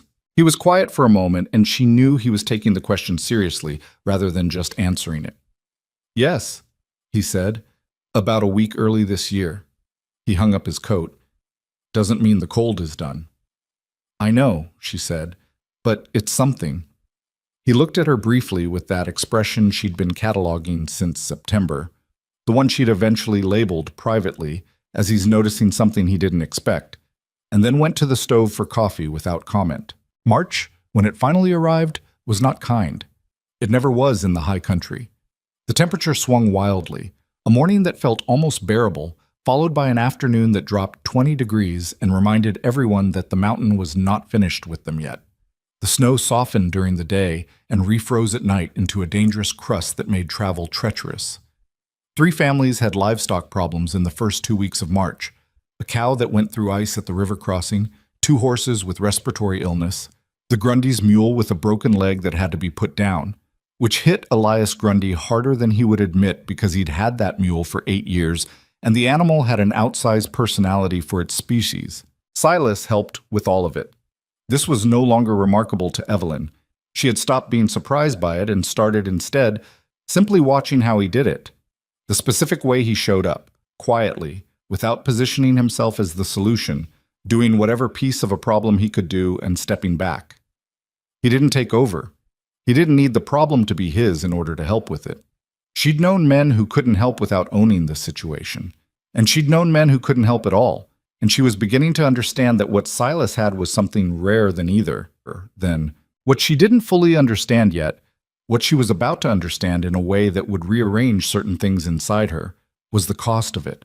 It was a Tuesday, third week of March, and she'd spent the afternoon at the Grundy house with Martha, while Elias was down at the south end of the valley, dealing with the Kellerman's fence line. Martha had been teaching her to preserve meat the mountain way, a long and exacting process that left them both tired and smelling of salt and smoke by the time the light started going. She came back up the north slope path in the early dusk and found the cabin dark. Not just unlit, there was no smoke from the chimney. In March, in the late afternoon, she stopped on the path.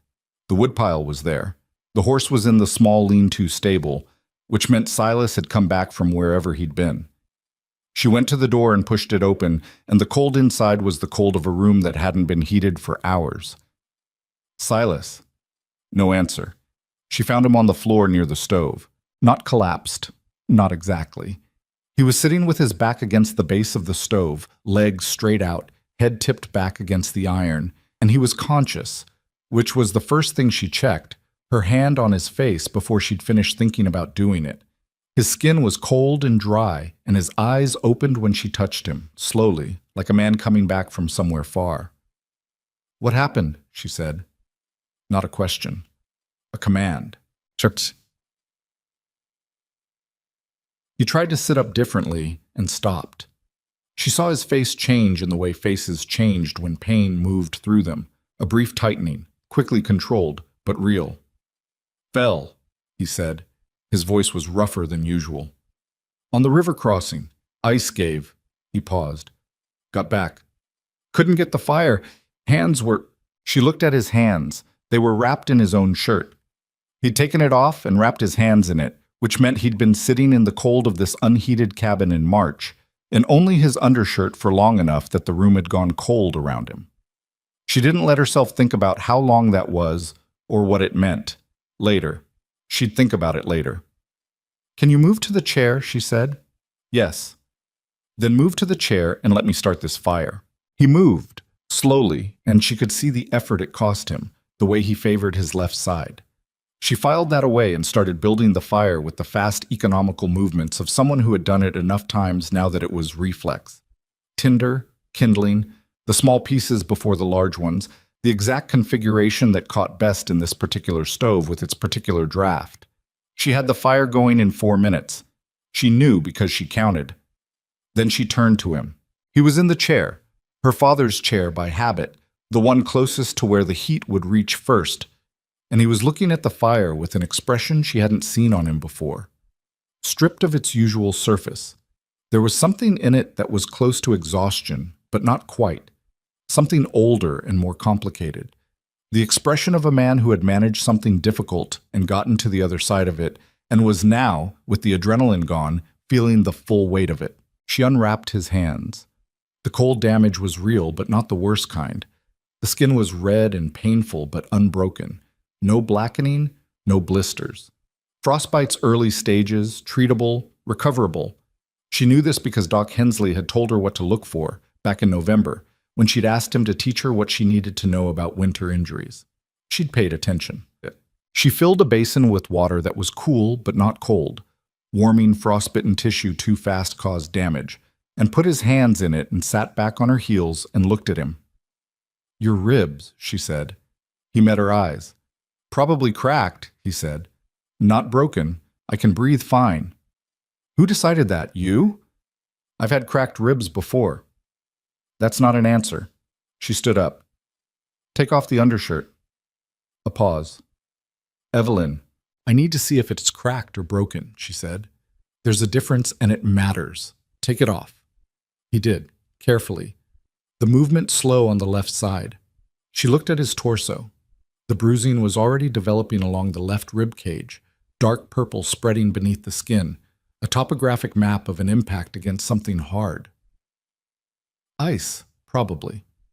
Or the riverbank. She pressed carefully along the line of it, 2 fingers, watching his face. He made no sound, but his jaw tightened on the 3rd rib and again on the 4th. 2 Maybe 3 cracked, she said. Not displaced. You're right that you can breathe. She stepped back. You need to be wrapped. I know. And you need to stay inside for at least a week. A longer pause. The traps will still be there in a week, she said. There are animals in them that won't be. Then I'll check them, she said. He looked at her. You don't know the route. Then you'll draw me a map, she said. Tonight, while I wrap those ribs. And you'll stay inside and let them heal. She looked back at him steadily. Unless you'd like to tell me you're willing to risk a broken rib punching through your lung on the North Ridge Trail in March. He was quiet. That's what I thought, she said, and went for the linen. She wrapped his ribs with the careful firmness of someone who'd watched Doc Hensley do it once. Back in January, when Carl Fenner had had a similar injury from a falling timber, and had paid attention that time too. Silas sat very still while she worked, his hands now warming in the basin, the fire beginning to push heat into the room. She could feel his breathing under her hands, measured, deliberately even, the breathing of a man controlling something. When did this happen? She asked while she worked. This morning, he said. She stopped. This morning? Yes. It's nearly dark, she said. You've been on that floor since this morning. He didn't answer.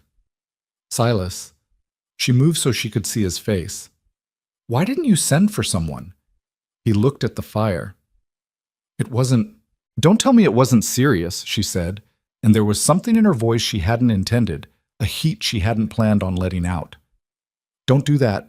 You were on the floor, in a cold cabin, with cracked ribs and frostbitten hands. She paused, getting it under control. Why didn't you call for help? He was quiet for a long moment. I'm not used to it, he said finally. The same thing he'd said about being taken care of back in January. But this time it landed differently, with more weight, because now she knew what 6 years of not being used to it actually looked like. She held his gaze, and then she said more quietly, You are going to have to get used to it. He looked at her. Something in his face moved, the careful surface of it shifting slightly, the way ice shifted in early spring before it committed to breaking. Yes, he said after a moment. I suppose I am. She tied off the wrapping and checked his hands in the basin and judged them warm enough to be moved. She got him dry socks and a clean shirt and went through the business of him getting dressed with the practical efficiency of a woman who had spent enough months in this cabin to have misplaced most of her self-consciousness about it. Her father appeared in the doorway of the back room during this, took in the scene with the sharp-eyed assessment of a man who'd been a frontiersman long enough to know what injured looked like, and said, River? River, Silas confirmed. Her father looked at Evelyn. She looked back at him. He nodded once, an acknowledgement that she had the situation, and went back to his room. She made soup, the same soup she'd been making all winter, the one that was mostly dried vegetables and whatever stock she had, which she'd gotten better at as the months went on. She put a bowl in front of Silas and sat down with her own, and they ate in the firelight and said very little, and she was aware of the particular quality of this silence. Heavier than their usual comfortable quiet, weighted with something that hadn't been said. She let it sit until she'd finished eating. Then she said, How often does this happen? He looked up. What? This, she said. Getting hurt out there, having something go wrong. How often? He thought about it with the honesty he brought to things she asked him directly. Not often, he said. The ice catching like that. Unusual. Normally I read it better. But it happens. Yes. And before... She stopped, chose the words carefully. Before I was here, when something happened, what did you do? He looked at his bowl. Managed it, he said. Whatever needed managing. Alone. Yes. She sat with that. The image of it. Him, in this cabin, on that floor, in the cold, alone. Managing it. Nobody coming. Nobody to send for even if he'd wanted to. She thought about the carved figure in the tin box. The lonely posture of it. First winter, he'd said. That's done, she said. He looked up at her. That's done, she said again. Whatever happened before. That way of doing things. That's done. She met his eyes and held them. If something happens out there, you come back here. Or you send someone. or you find a way to let me know. Do you understand?" He looked at her for a long moment. His face had the quality it sometimes got, like a man reading something he hadn't expected to find. "Evelyn, I'm not asking you to be weak," she said. "I know you're not. But there's a difference between capable and solitary, and you've confused them for long enough." She looked at the table. "You've spent 6 years taking care of everyone in this valley, the Fenners and the Marshes and the Grundys and every person who needed something. You've done it without keeping score and without expecting anything back, and I—" She stopped. "I think that's remarkable. I do. But you can't keep giving out what you have if you run yourself empty. Someone has to—" She stopped again. He was watching her very carefully. "Someone has to watch out for you," she said, "and I'm here. So it's going to be me." The fire crackled. Outside, the wind moved through the pine trees with that particular sound that she associated now, entirely, with this valley. This specific place, this specific cold, this life she was living in a way she hadn't expected to live it. Silas set down his spoon. He looked at his hands, the reddened skin of them, warming now, recovering. Then he looked at her. "I don't know how to let someone do that," he said. And it was the most unguarded thing she'd heard from him in 6 months of living in the same 20-foot room. "I know," she said. "We'll figure it out." He held her gaze for a moment longer than usual. Then he looked at the fire, and she could see something in him, some long-held thing, shift and resettle. Like a man setting down a weight he'd been carrying so long he'd stopped noticing it was heavy. She cleared the bowls without drama, and washed them and banked the fire for the night and checked on her father. And when she came back through the main room to go to bed, Silas was still in the chair, looking at the fire, the carving she'd come to think of as his thinking object turning slowly in his hands. She stopped. She did something she hadn't done before. She put her hand on his shoulder, just briefly, one hand a moment, and then she went to her room. She heard him exhale very quietly in the room behind her. She closed the door and leaned her back against it in the dark and stood there for a long moment. Her heart was doing the things she'd been telling it to stop doing for 2 months. This time, she didn't tell it to stop. The following week was strange in a way she hadn't anticipated. She ran the trapline from Silas's map, a piece of birch bark with careful markings that she studied with the same attention she'd given to everything he'd taught her, because she'd found that the best way to learn from him was to take what he offered seriously, and he'd respond by offering more. The North Ridge Trail was harder than she'd thought it would be. The snow still deep in the shadows of the pines, the light deceptive on surfaces that looked solid and sometimes weren't. She went slowly and carefully and came back with whatever was in the traps and processed it in the way he'd shown her. And when she came back the second day, he was at the table with the map asking where she'd had trouble, and they talked through it with the practical efficiency of 2 people working a problem together. She didn't tell him she'd been frightened the first morning when the trail crossed the high section above the east cliff, and she'd looked down at the valley below through the trees and felt the specific existential weightlessness of a person who is very small in a very large landscape with no one nearby who knows where they are. She hadn't turned back.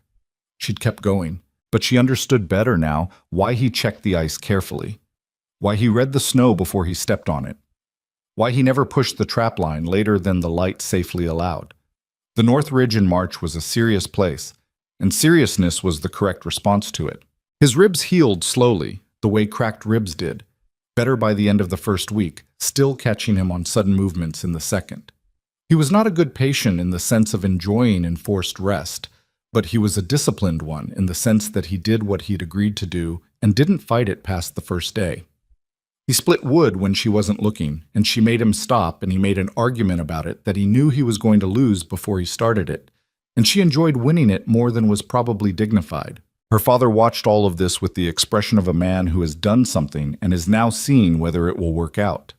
She caught him watching her one evening when she was at the table with Silas going over the map for the following day's route. Their heads bent together over the birch bark, and her father's face had something in it that was not quite guilt and not quite satisfaction, but some complicated mixture of both. She didn't say anything, but she held his gaze for a moment when she looked up, and whatever he read in it made him look back at his fire with what might have been relief. It was on a Thursday, mid-March, that the storm came. It announced itself the way Silas had taught her to watch for. The the pressure change you felt in your ears before you could see anything in the sky, the particular stillness of the air that preceded serious weather, the way the animal in the lean-to stable had been restless since morning. She read all of these things and had the extra wood in and the water barrel full, and her father settled before the first wave hit. It was a serious storm, not the worst of the winter, that had been January's 3-day event, but serious enough that visibility dropped to the length of your arm and the wind hit the cabin walls in irregular hard gusts that made the whole structure shudder. She sat at the table with Silas that first evening and listened to it work, the both of them quiet, her father asleep.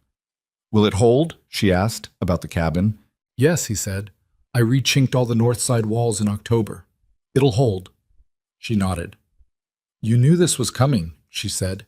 "You knew in October." "I suspected." He turned the carving in his hands. It was further along now, she noticed, beginning to take a shape she almost recognized. "So I prepared for it." She looked at him in the lamplight, the storm outside, the fire inside, the strange, compressed world of a winter cabin, when the weather closed down and the world shrank to what was within the walls. "Is that how you've always done it?" she asked. "See what's coming and prepare." "Try to," he said. "You can't prepare for everything, but most things give you enough notice if you're paying attention." She thought about that. "I wasn't paying attention," she said. "When I came here, I was so angry about the situation that I was barely seeing it." She paused. "I missed things at first. About you." He looked up. I assumed." She chose words. "I expected you to want something from me, to be keeping a running total of what was owed." She looked at the table. "Most people do. Most people give things and keep track." "That's not giving," he said. "That's lending." She looked at him. It was such a simple way of saying it. "No," she agreed. "It's not." The storm pressed at the walls. The lamp flame bent slightly in a draft that found some gap she couldn't identify. "I owe you an apology," she said. He looked surprised. She wasn't sure she'd seen that look on him before. Genuine surprise, off guard. "For what?" "For those first weeks," she said. "I was fair to you, but I wasn't. I was watchful in a way that wasn't fair. I was waiting for you to be what I expected, and I wasn't really seeing what you were." She paused. "I'm sorry for that." He was quiet for a moment. "You had every reason to be careful," he said. "I know, but there's careful and there's—" She stopped. "You deserved better than what I gave you at the start. I want you to know I know that." He looked at her for a long time. The firelight moved across his face, and she was aware, sharply, entirely, of the specificity of this man across this table, the exact particular shape of who he was, built from 6 months of small observations and accumulated evidence and the slow accumulation of everything she'd seen and heard and come to understand. "You gave me more than you think," he said, "even at the start." "Like what?" "You were honest," he said. "From the first night. You told me exactly where things stood. You didn't pretend." He set the carving down. "Do you know how rare that is? Most people—" He stopped. Started again. "Most people manage their faces. They tell you what they think you want to hear or what they think is expected. You just said it. I didn't know what to do with that at first." "But," she said. "But it meant I always knew where I stood with you," he said. "That's not a small thing." She looked at him. The storm built outside. The world within the cabin walls was very small and very still. She thought about September, the wagon, the rut in the road, the way she'd caught herself on the rail alone. She thought about the woodpile that first night, 6 feet high, and what it had told her about a man she hadn't met yet. She thought about coffee she'd woken to and doctors who'd appeared without being asked, and blankets placed over sleeping men and a tin box of carved figures on a low shelf. She thought about what it had taken, what it always takes, to let yourself be known by someone you hadn't chosen. She reached across the table. She put her hand over his, the right one, the one that had healed cleanest, and she left it there. Not tightly, just present, just there. He looked down at her hand. He didn't move. He didn't pull away and he didn't make anything of it. He just let it be what it was. After a moment, he turned his hand over slowly and his fingers closed over hers. Not a claim, just a hold. The simple human fact of one person's hand in another's. The storm howled at the walls and didn't get in. Her father, asleep in the back room, did not know about this moment. Martha Grundy, who knew most things about most people in this valley, didn't know about it. Nobody knew except the two of them and the fire and the storm outside that had nothing to do with any of it. Evelyn looked at the lamp. Her hand was warm in his. She was not ready to say out loud the full shape of what she was feeling. She knew herself well enough to know that, knew she needed to carry a thing until she was sure of it before she named it. But she also knew, with the same quiet certainty she'd been building since September, that something had shifted tonight in a way that wouldn't shift back. The man across the table was not what she'd expected. He was harder than that, and quieter, and more complicated, and he gave away things that cost him without keeping records of it. And he'd spent 6 years on a mountain learning how to be alone when what he actually was, at the bottom of it, was someone who needed to belong somewhere. She'd spent the better part of 6 months figuring out how to belong somewhere too. She thought maybe they'd been doing it in the same direction without either of them knowing it. She did not say any of this. She held his hand in the firelight while the storm worked at the walls and failed to get in, and she breathed and let herself be exactly where she was, in this small lit room, in this life she hadn't chosen and was beginning, quietly and with some amazement, to love. Spring in Cutter Valley did not arrive so much as negotiate its way in. A degree warmer here, a patch of bare ground there. The river groaning and shifting under ice that was losing its argument with the season. April came with mud and the particular exhaustion of people who had been holding themselves tight for 5 months and were finally, cautiously, beginning to let go. Evelyn noticed the change in herself before she noticed it in the world outside. Something had loosened over the week since March, since the storm, since the night with the fire and his hand over hers, and the unspoken weight of everything that had been building since September. She wasn't softer exactly. She didn't think of it that way. But she was less braced, less waiting for the thing that would go wrong. She and Silas had not talked about that night directly. This was not avoidance. She'd thought about that, examined it carefully, the way she examined everything, but rather the specific understanding they developed between them that some things didn't need to be named immediately, that naming too soon could damage what was still forming. They'd reached that understanding without discussing it the way they'd reached most of their understandings. What had changed was visible in smaller things. He sat closer to her at the table now, not dramatically so, but the deliberate distance of the early months was gone. She stopped knocking on the doorframe when he was in the main room and just walked in.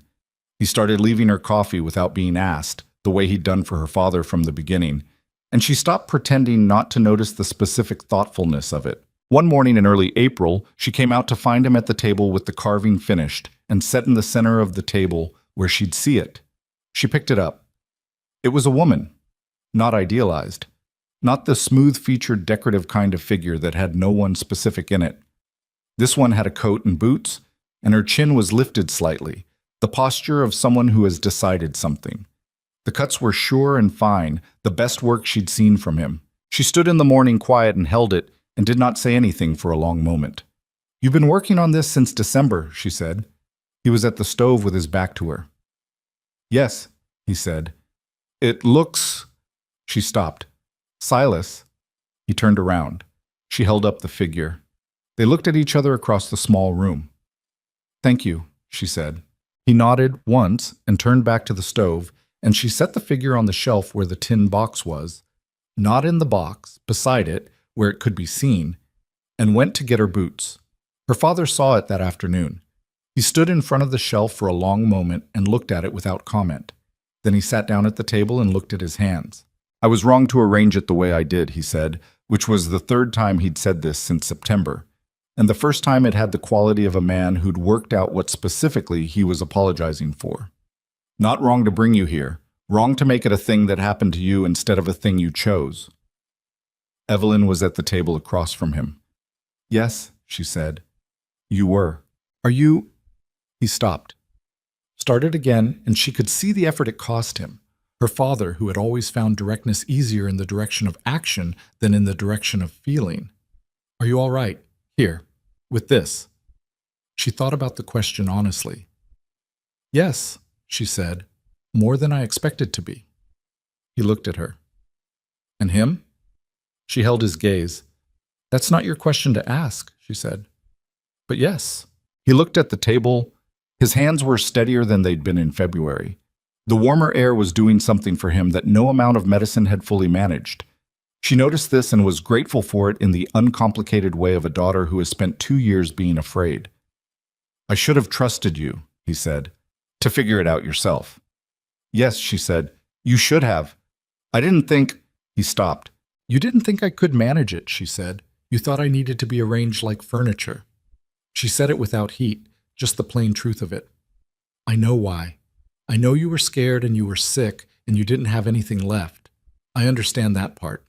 She looked at him. But Dad, I've been managing things since I was 14. He closed his eyes briefly. I know, he said. I know that. Okay, she said. Then we know. They sat together for a while in the warm cabin in the April afternoon. The two of them, and it wasn't fixed. You didn't fix things like this. They weren't the kind of thing that fixed. But something between them breathed easier than it had, and that was real. The pass opened on the 14th of April. She knew before the news arrived because she could feel the quality of the air changing in the way she'd been learning to read all winter. The pressure, the smell, the particular sound of wind that wasn't blocked anymore. And then Tom Fenner came down the main road on his horse shouting it, and the valley opened like a fist unclenching, and people poured out of cabins they'd been inside for 5 months, and stood in the mud looking at each other with the specific dazed relief of people who have survived something together. Evelyn stood on the porch of the cabin and looked down at the valley below. The pass was open. There was a road out. There were wagons going to start coming through in a week, 2 weeks, bringing supplies and news and people who hadn't spent the winter in this specific mountain valley. The world that existed beyond the ridge was real again, accessible, no longer theoretical. She stood on the porch and understood, clearly and without drama, that she was not leaving. She had known this was coming, this moment of conscious choice, the inverse of the helplessness she'd felt in September when the snow closed in. She'd been thinking about it since February, if she was honest with herself. But knowing something was coming and standing in the actual moment of it were different things, and she wanted to feel the full weight of it rather than pass through it lightly. This was her valley now. That cabin was her cabin. The man inside it, at the table she could hear the familiar sounds of him doing something with his hands, some task she'd be able to name without looking, was her husband.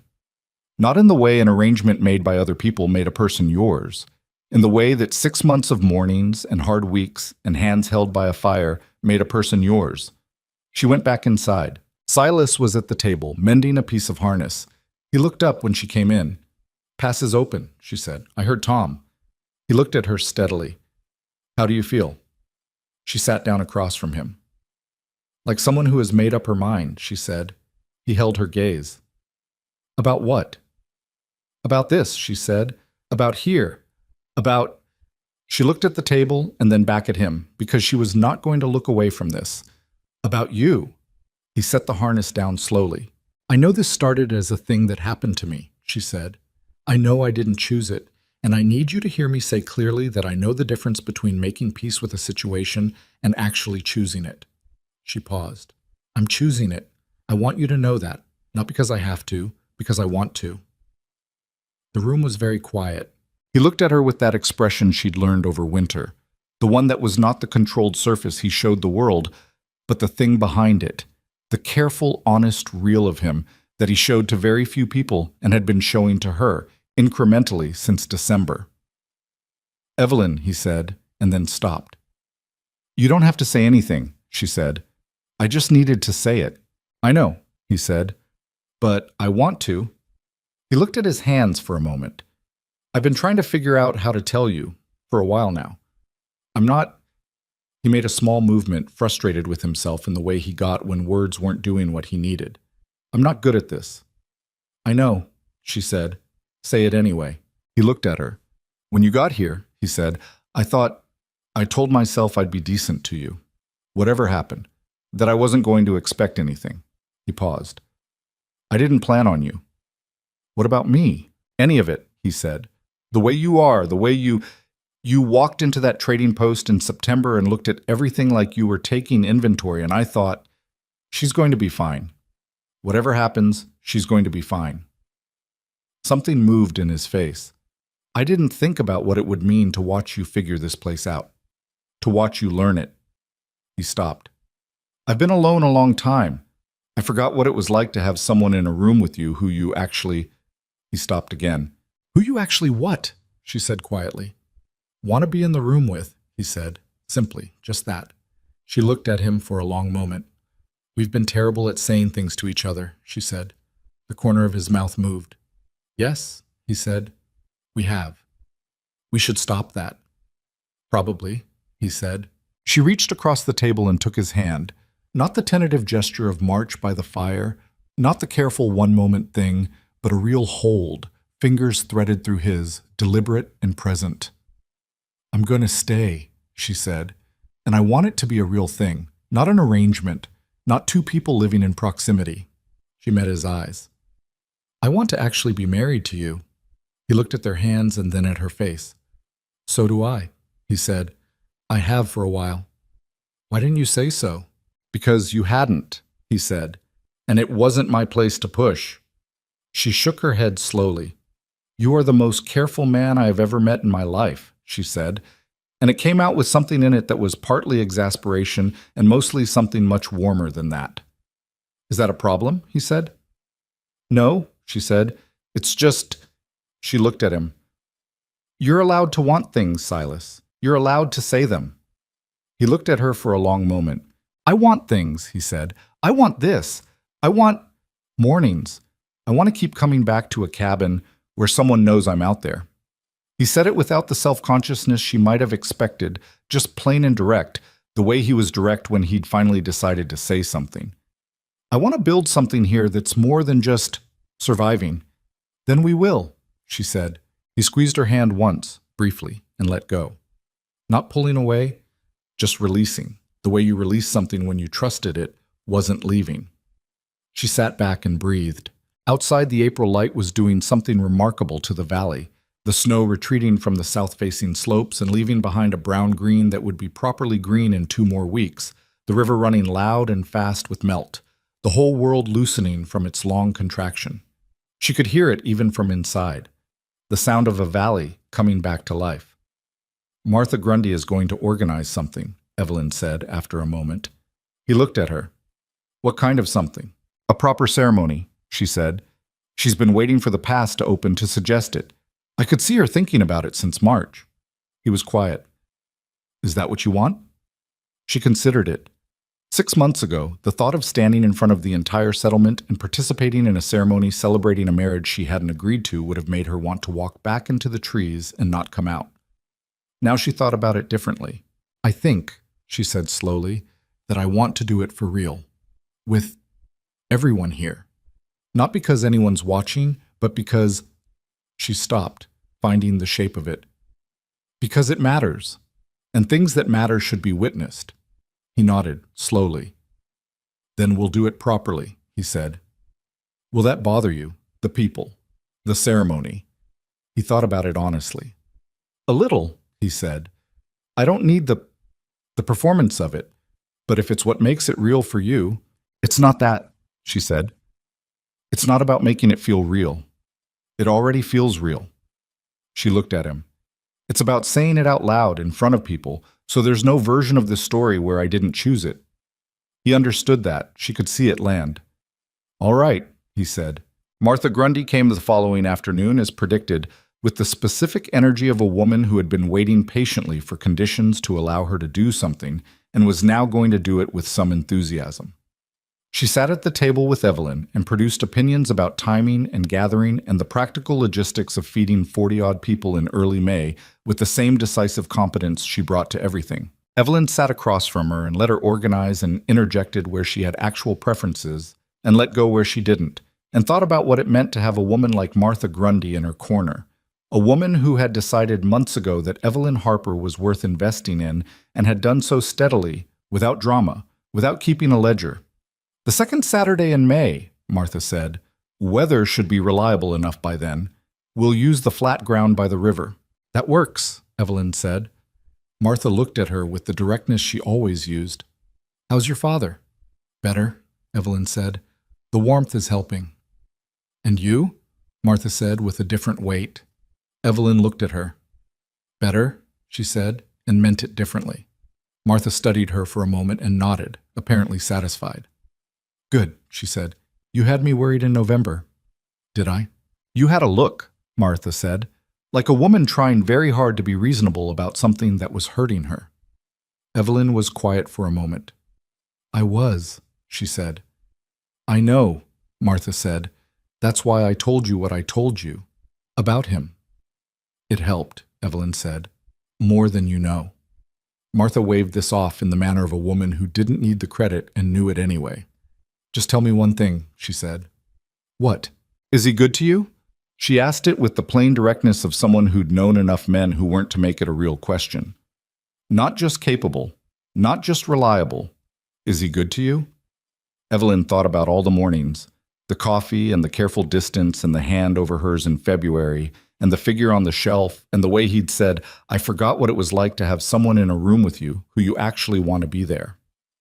Yes, she said. He is. Martha picked up her cup. Then that's enough, she said. The rest you build.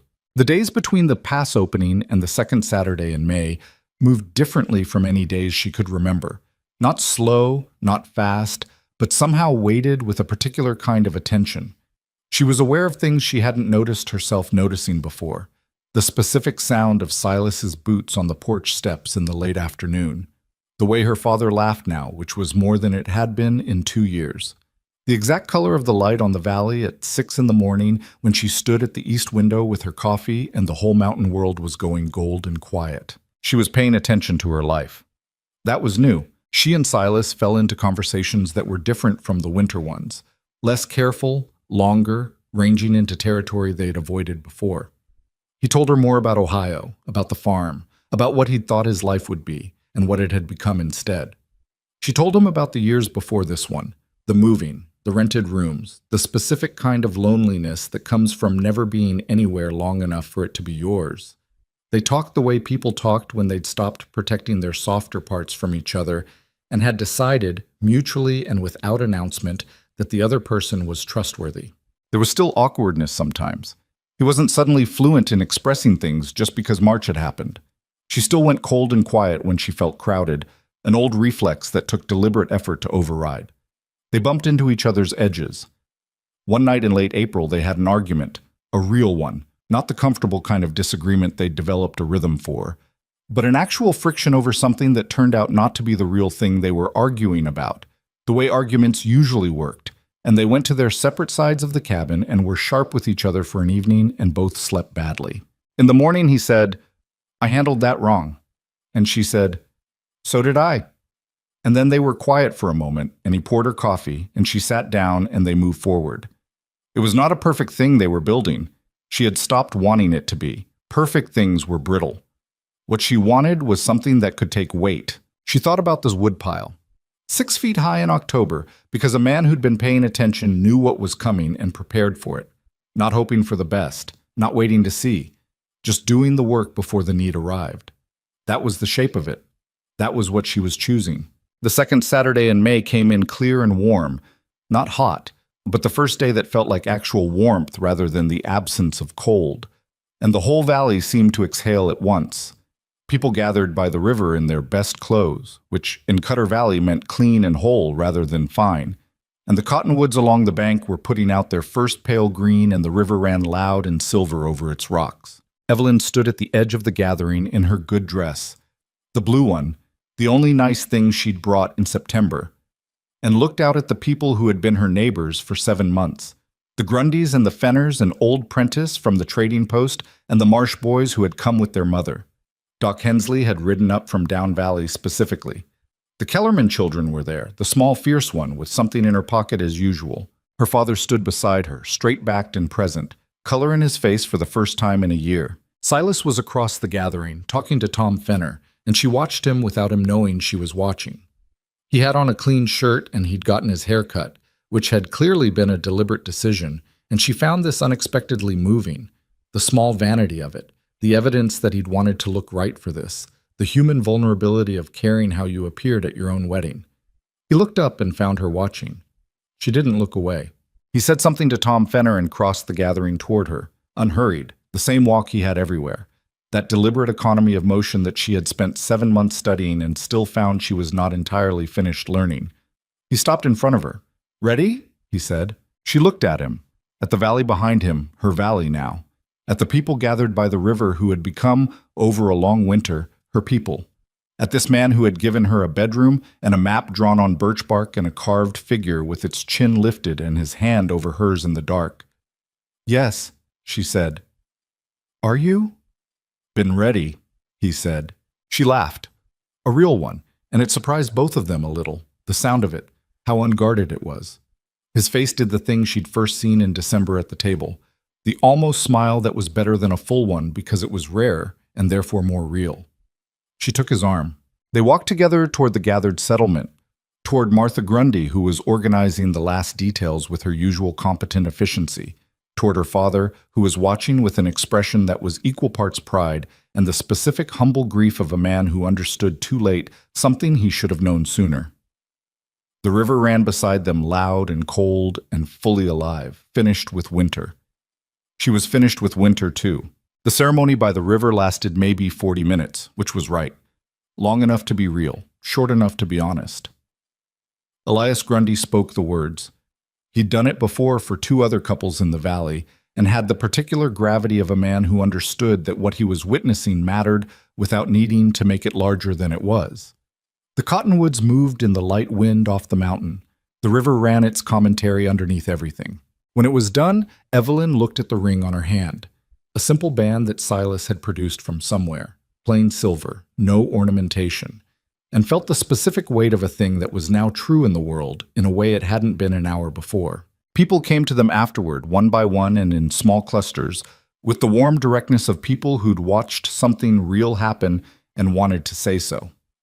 Old Prentice shook Silas's hand for a long time without speaking, which seemed to say everything he needed to say. The Kellerman girl attached herself to Evelyn's hand for 20 minutes and talked without pause about a bird she'd seen that morning, which Evelyn found unexpectedly exactly what she needed. The complete indifference of a child to ceremony, the insistence that the world went on being full of interesting birds, regardless of what the adults were doing. Martha Grundy hugged her. Not the polite kind, the real kind, brief and firm, and with something in it that was particular to women who had seen each other through hard stretches. "Well done," Martha said, which was not a typical wedding sentiment and was exactly right. Her father waited until the crowd had thinned. He came to her by the river's edge, the 2 of them standing where the bank curved and the water moved fast over shallow rocks. He looked at his hands and then at her face and then at the water. "I have something to tell you," he said. She waited. "I knew," he said, "that you'd be angry when you found out. I knew it was wrong, the way I did it, and I did it anyway because I was scared, and I was running out of—" He stopped. "I was running out of everything, time, money, options. And I thought if I could just get you somewhere safe, with someone—" He shook his head. "I told myself the end justified the means. I've told myself that before about things, and it's never been entirely true." "No," she said. "It hasn't." "I'm not asking you to say it was fine," he said. "It wasn't fine."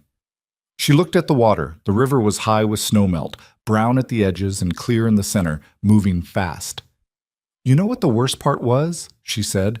"Not that you arranged it, not even that you didn't ask me." She paused.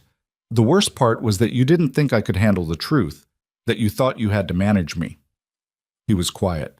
"I'm not fragile," she said. "I've never been fragile. I just needed you to talk to me like I wasn't." He looked at the river for a long time. "I know that now," he said. "I think I knew it then too, if I'm honest. He shook his head. "I was afraid you'd say no, and then I wouldn't have known what to do." She looked at him.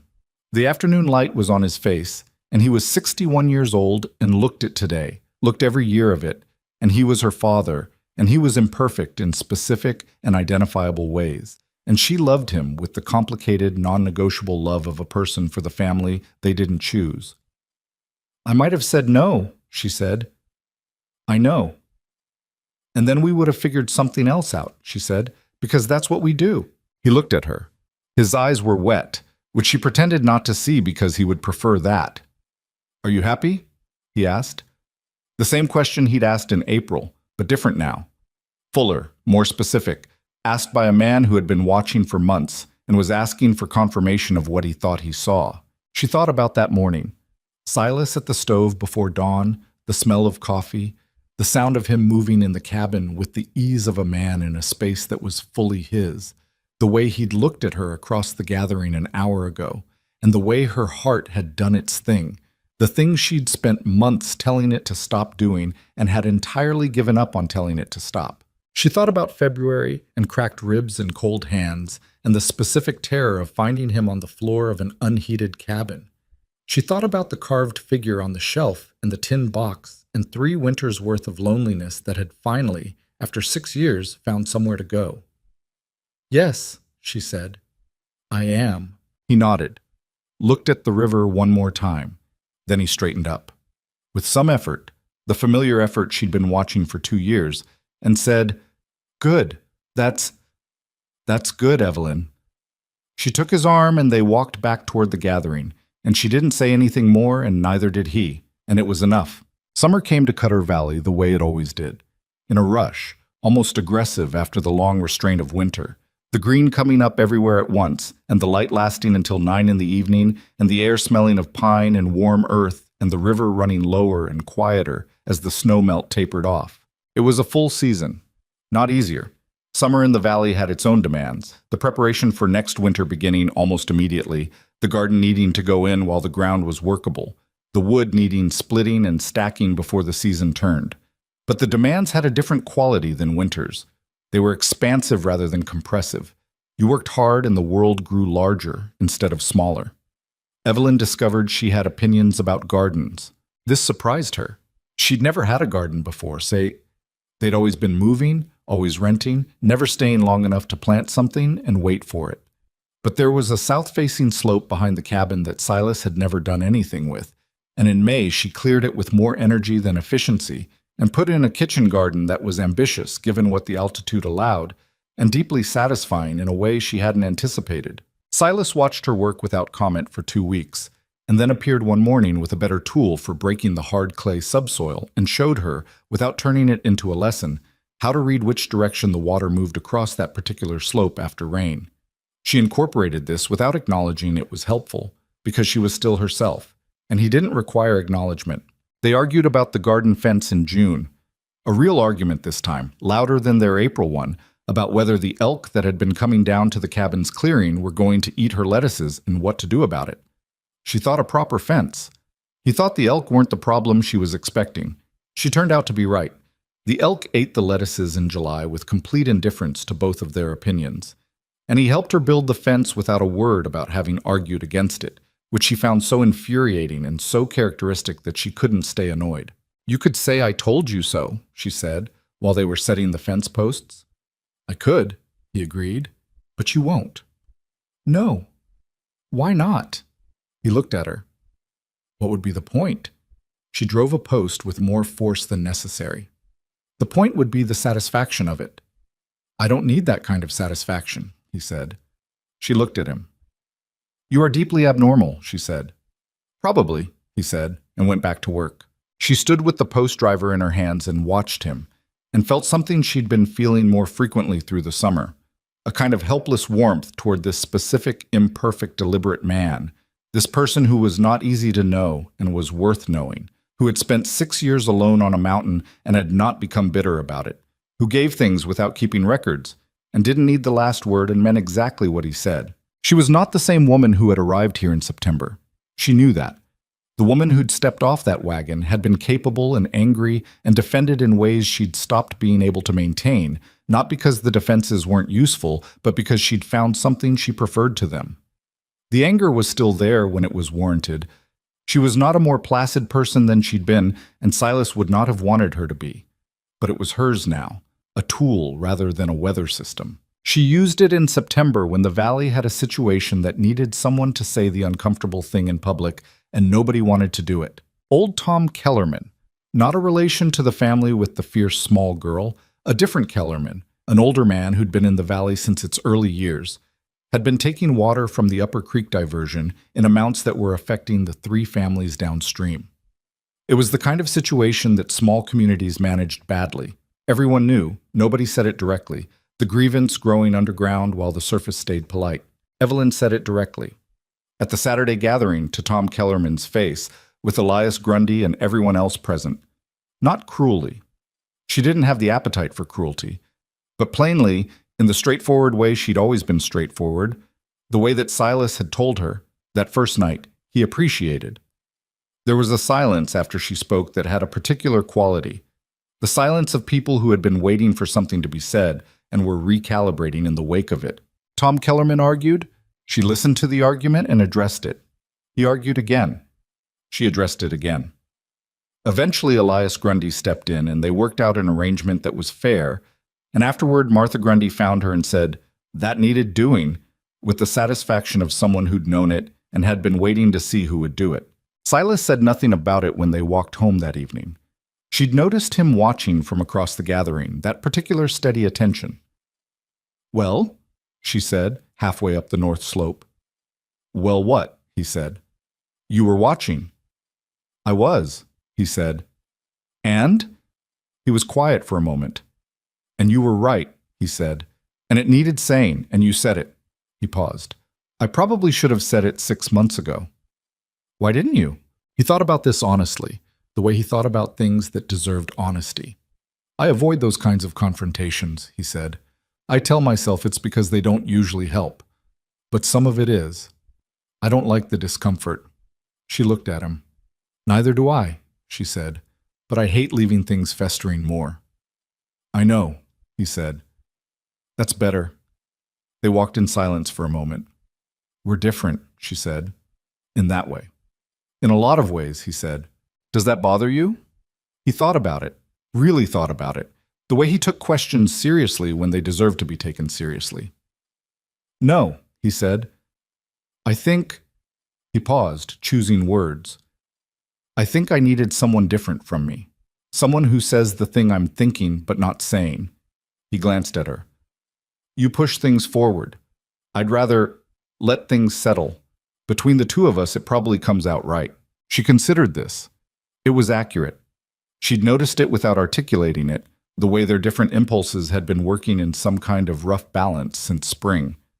"That's an unusually mature way of looking at it," she said. "Don't tell anyone," he said. "I have a reputation."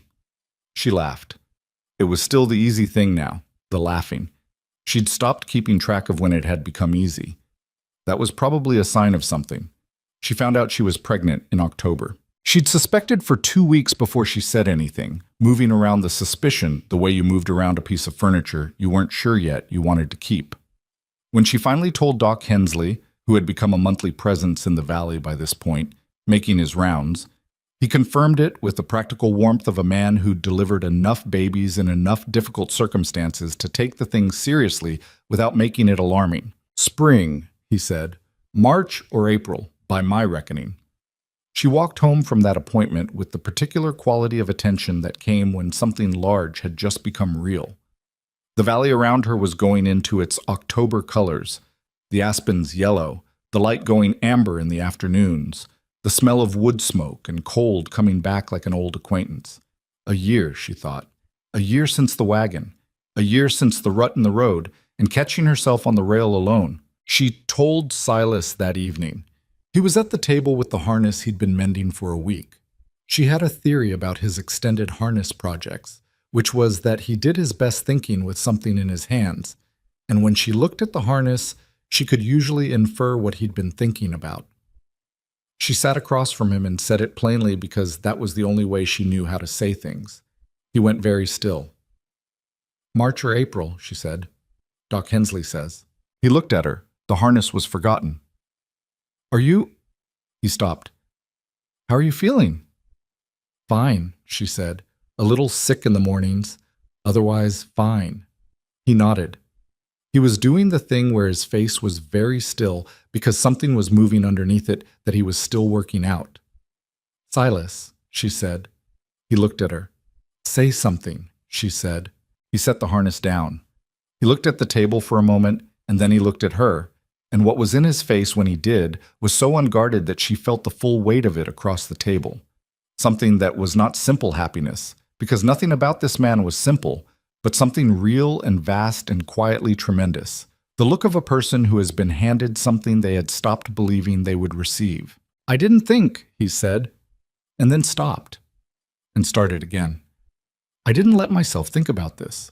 About having—" He stopped again. "A family," she said. "Yes," he said. "That." She looked at him across the table. "Well," she said, "now we're thinking about it." He reached across and put his hand over hers, the way she'd done to him in March by the stove. The same gesture, returned, the same quality of presence in it. "Are you scared?" he asked. "Yes," she said. "You?" "Yes," he said, simply, without dressing it up. Just yes. "Okay," she said. "We'll be scared together." He turned her hand over and held it the way he'd held it in March, fingers through hers. They stayed like that for a while, the fire going, the October dark outside the windows, the valley settling into the amber quiet of early autumn. The second winter was different from the first. Not easier, necessarily. The cold was the cold, the darkness was the darkness, and the demands of the season were what they always were. But the shape of it was different. She was different inside it. The cabin was no longer the place she'd been taken to. It was the place she lived, with all the small accumulated meanings that distinction carried. The woodpile stacked to its October height was not evidence of someone else's preparation. It was theirs. The store of food in the root cellar, which she'd had a large hand in building, was theirs. The neighbors who came for help or conversation were theirs. Her father spent the winter in better health than the year before. Not good health. She was realistic about what good health meant for a man of his age and constitution, but better. He'd become something unexpected to Silas over the course of the year, not just a father-in-law to be managed or accommodated, but a genuine presence. The two of them spent evenings talking about country they'd both worked in their different times, comparing the specific knowledge of men who had paid attention to land, and Evelyn would sit with her mending or her book and listen and find the sound of it, her father's voice and her husband's voice in the same room, easy with each other, was one of the better sounds in her life. Her father never directly apologized to Silas. She'd wondered if he would, but what he did instead was more characteristic. He helped. With everything, as much as his health allowed. When Silas came back from the trapline, her father had observations about the weather. When there were decisions about the root cellar or the stable, her father contributed without taking over. It was the language of men who didn't say things directly. Contribution instead of words. Usefulness as a form of respect. Silas understood it without it being explained. That was one of the things she'd learned about him. He read what was under the surface of things. He'd always had to. The child was born on the 22nd of March. This is not a clean story. Labor in a mountain cabin in March, with Doc Hensley, who had ridden up 2 days early on the chance of an early arrival, and Martha Grundy, who had simply appeared on the 21st and established herself in the cabin with the authority of a woman who was not leaving, was not a clean story. It was long and painful, and at one point terrifying, and at no point did it resemble anything orderly or gentle. Silas was outside for most of it. Not because he was sent. Martha had looked at him at a certain point and said simply, "Wood needs splitting." And he'd gone without argument, which was the correct response to Martha Grundy's directives delivered in that particular tone. Evelyn could hear the axe from inside, the irregular rhythm of it, not his usual even pace, something faster and less controlled, the sound of a man doing the only useful thing he could think of with his hands while he waited for something over which he had no control. She heard it stop when the baby cried. The baby was a girl, 7 pounds and some, with a quantity of dark hair and the immediate loud opinion of a person who found her new situation unacceptable and wanted someone to know it. She was not a beautiful infant in the idealized sense.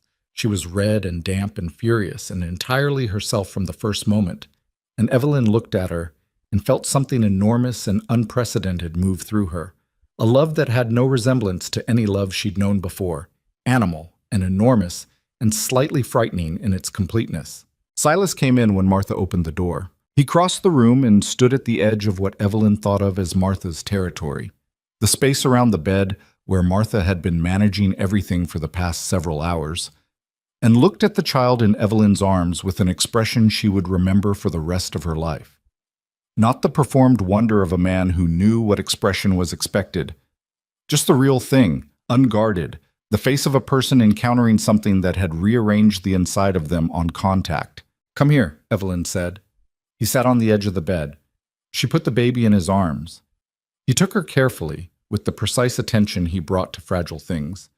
And the baby stopped crying immediately, which surprised everyone in the room, including Silas, who looked down at her with an expression that was equal parts relief and bewilderment. "She knows you're scared," Evelyn said. "That's not comforting," he said. "She doesn't care," Evelyn said. "She just wants to know you're there." He looked at his daughter. She looked back at him with the unfocused intensity of new eyes encountering a new world. He said nothing, but his hand came up and covered her head, large hand, small head, with such careful tenderness that Martha Grundy, who had attended enough births to have become professionally unsentimental about them, found something to look at in the corner of the room. They named her Clara.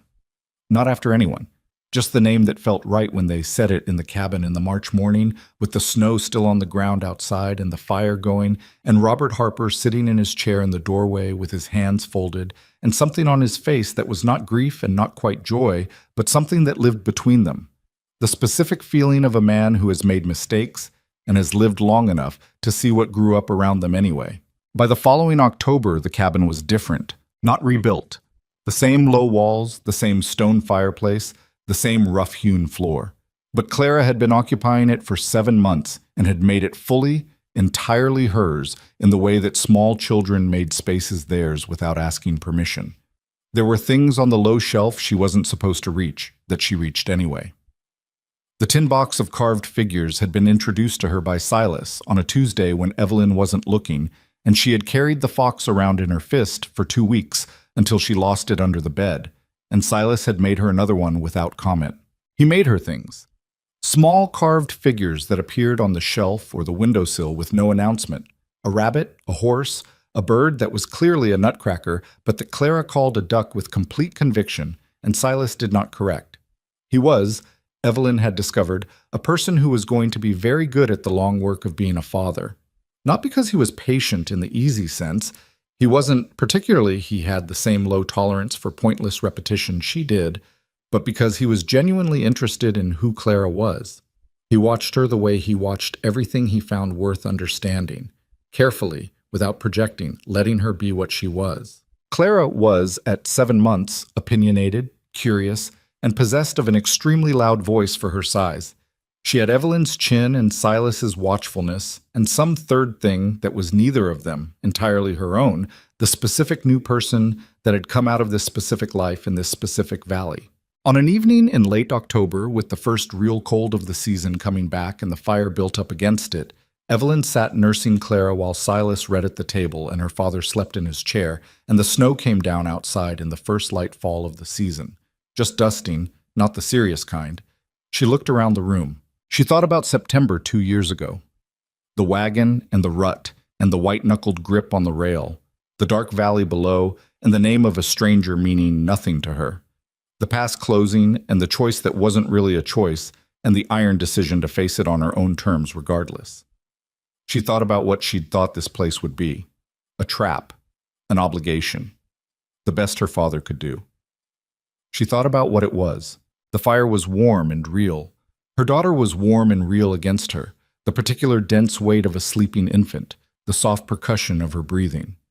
Her husband was reading something he'd gotten from the trading post, his forehead slightly furrowed, his lips moving fractionally the way they did when he encountered a sentence he wanted to hold for a moment. Her father breathed steadily in his chair. Outside, the snow fell on the valley she knew by heart now. On the North Ridge Trail, she could run in bad light without thinking. On the river, she could read for ice and speed and depth. On the 40-odd families she could name every member of, whose troubles and histories and particular qualities she carried in the way you carried knowledge of a place you belonged to. She had not chosen this place. She had been brought to it against her will by a man who loved her badly and meant well and got it wrong. She had spent months furious about that, and the fury had been entirely warranted, and she didn't wish it away.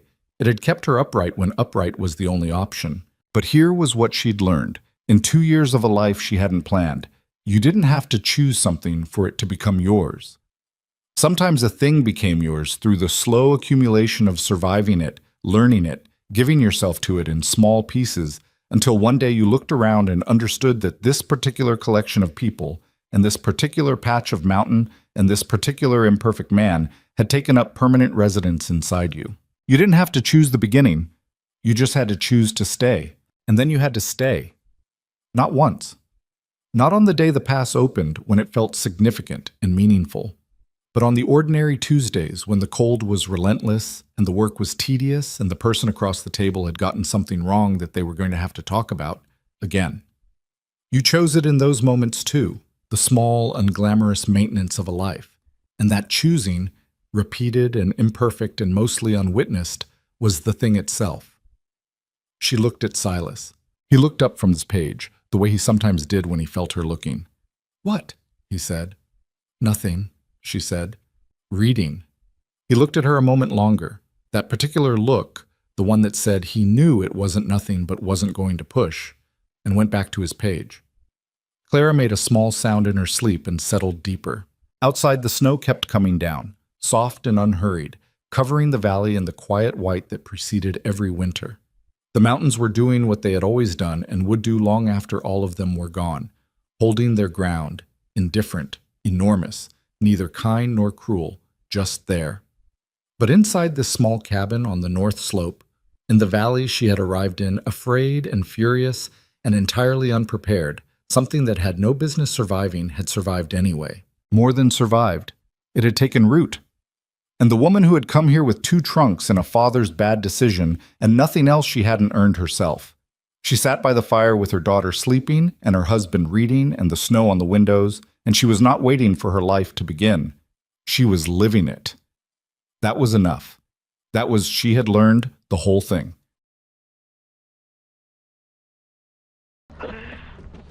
There's a dog inside. There's a dog inside, James.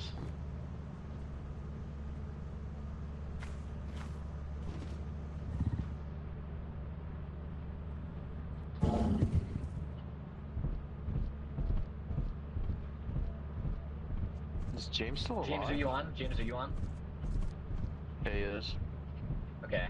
Well, if the dog comes back out, I'm gonna try and run for it. You fucking kidding me, man?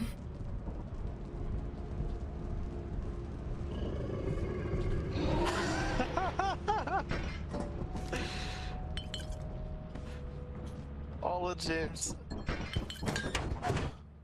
I made some motherfucking money though. By a thread. Your death was not vain. No, it was not, bro. Oh my god.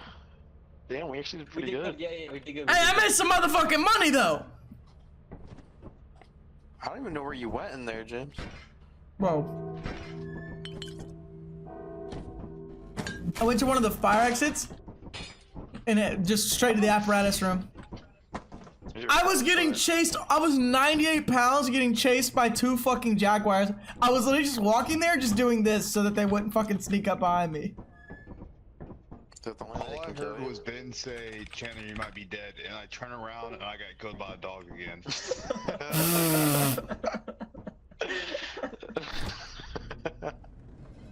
I'm like, where the fuck did the other 2 go? Oh, you're And I on the spawned roof. and they're on top of the fucking building. Dude, the jaguars are no fucking joke, bro. I almost died to one. They were like, they like, look, if you can like look around on the trees, they like jump from tree to tree.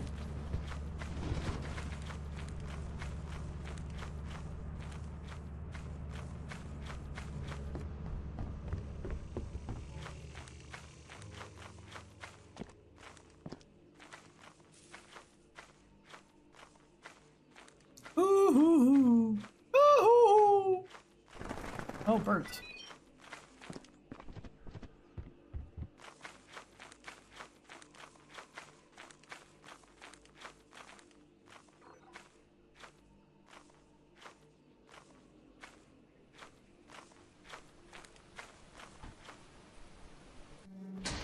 It's fucking foggy again, man.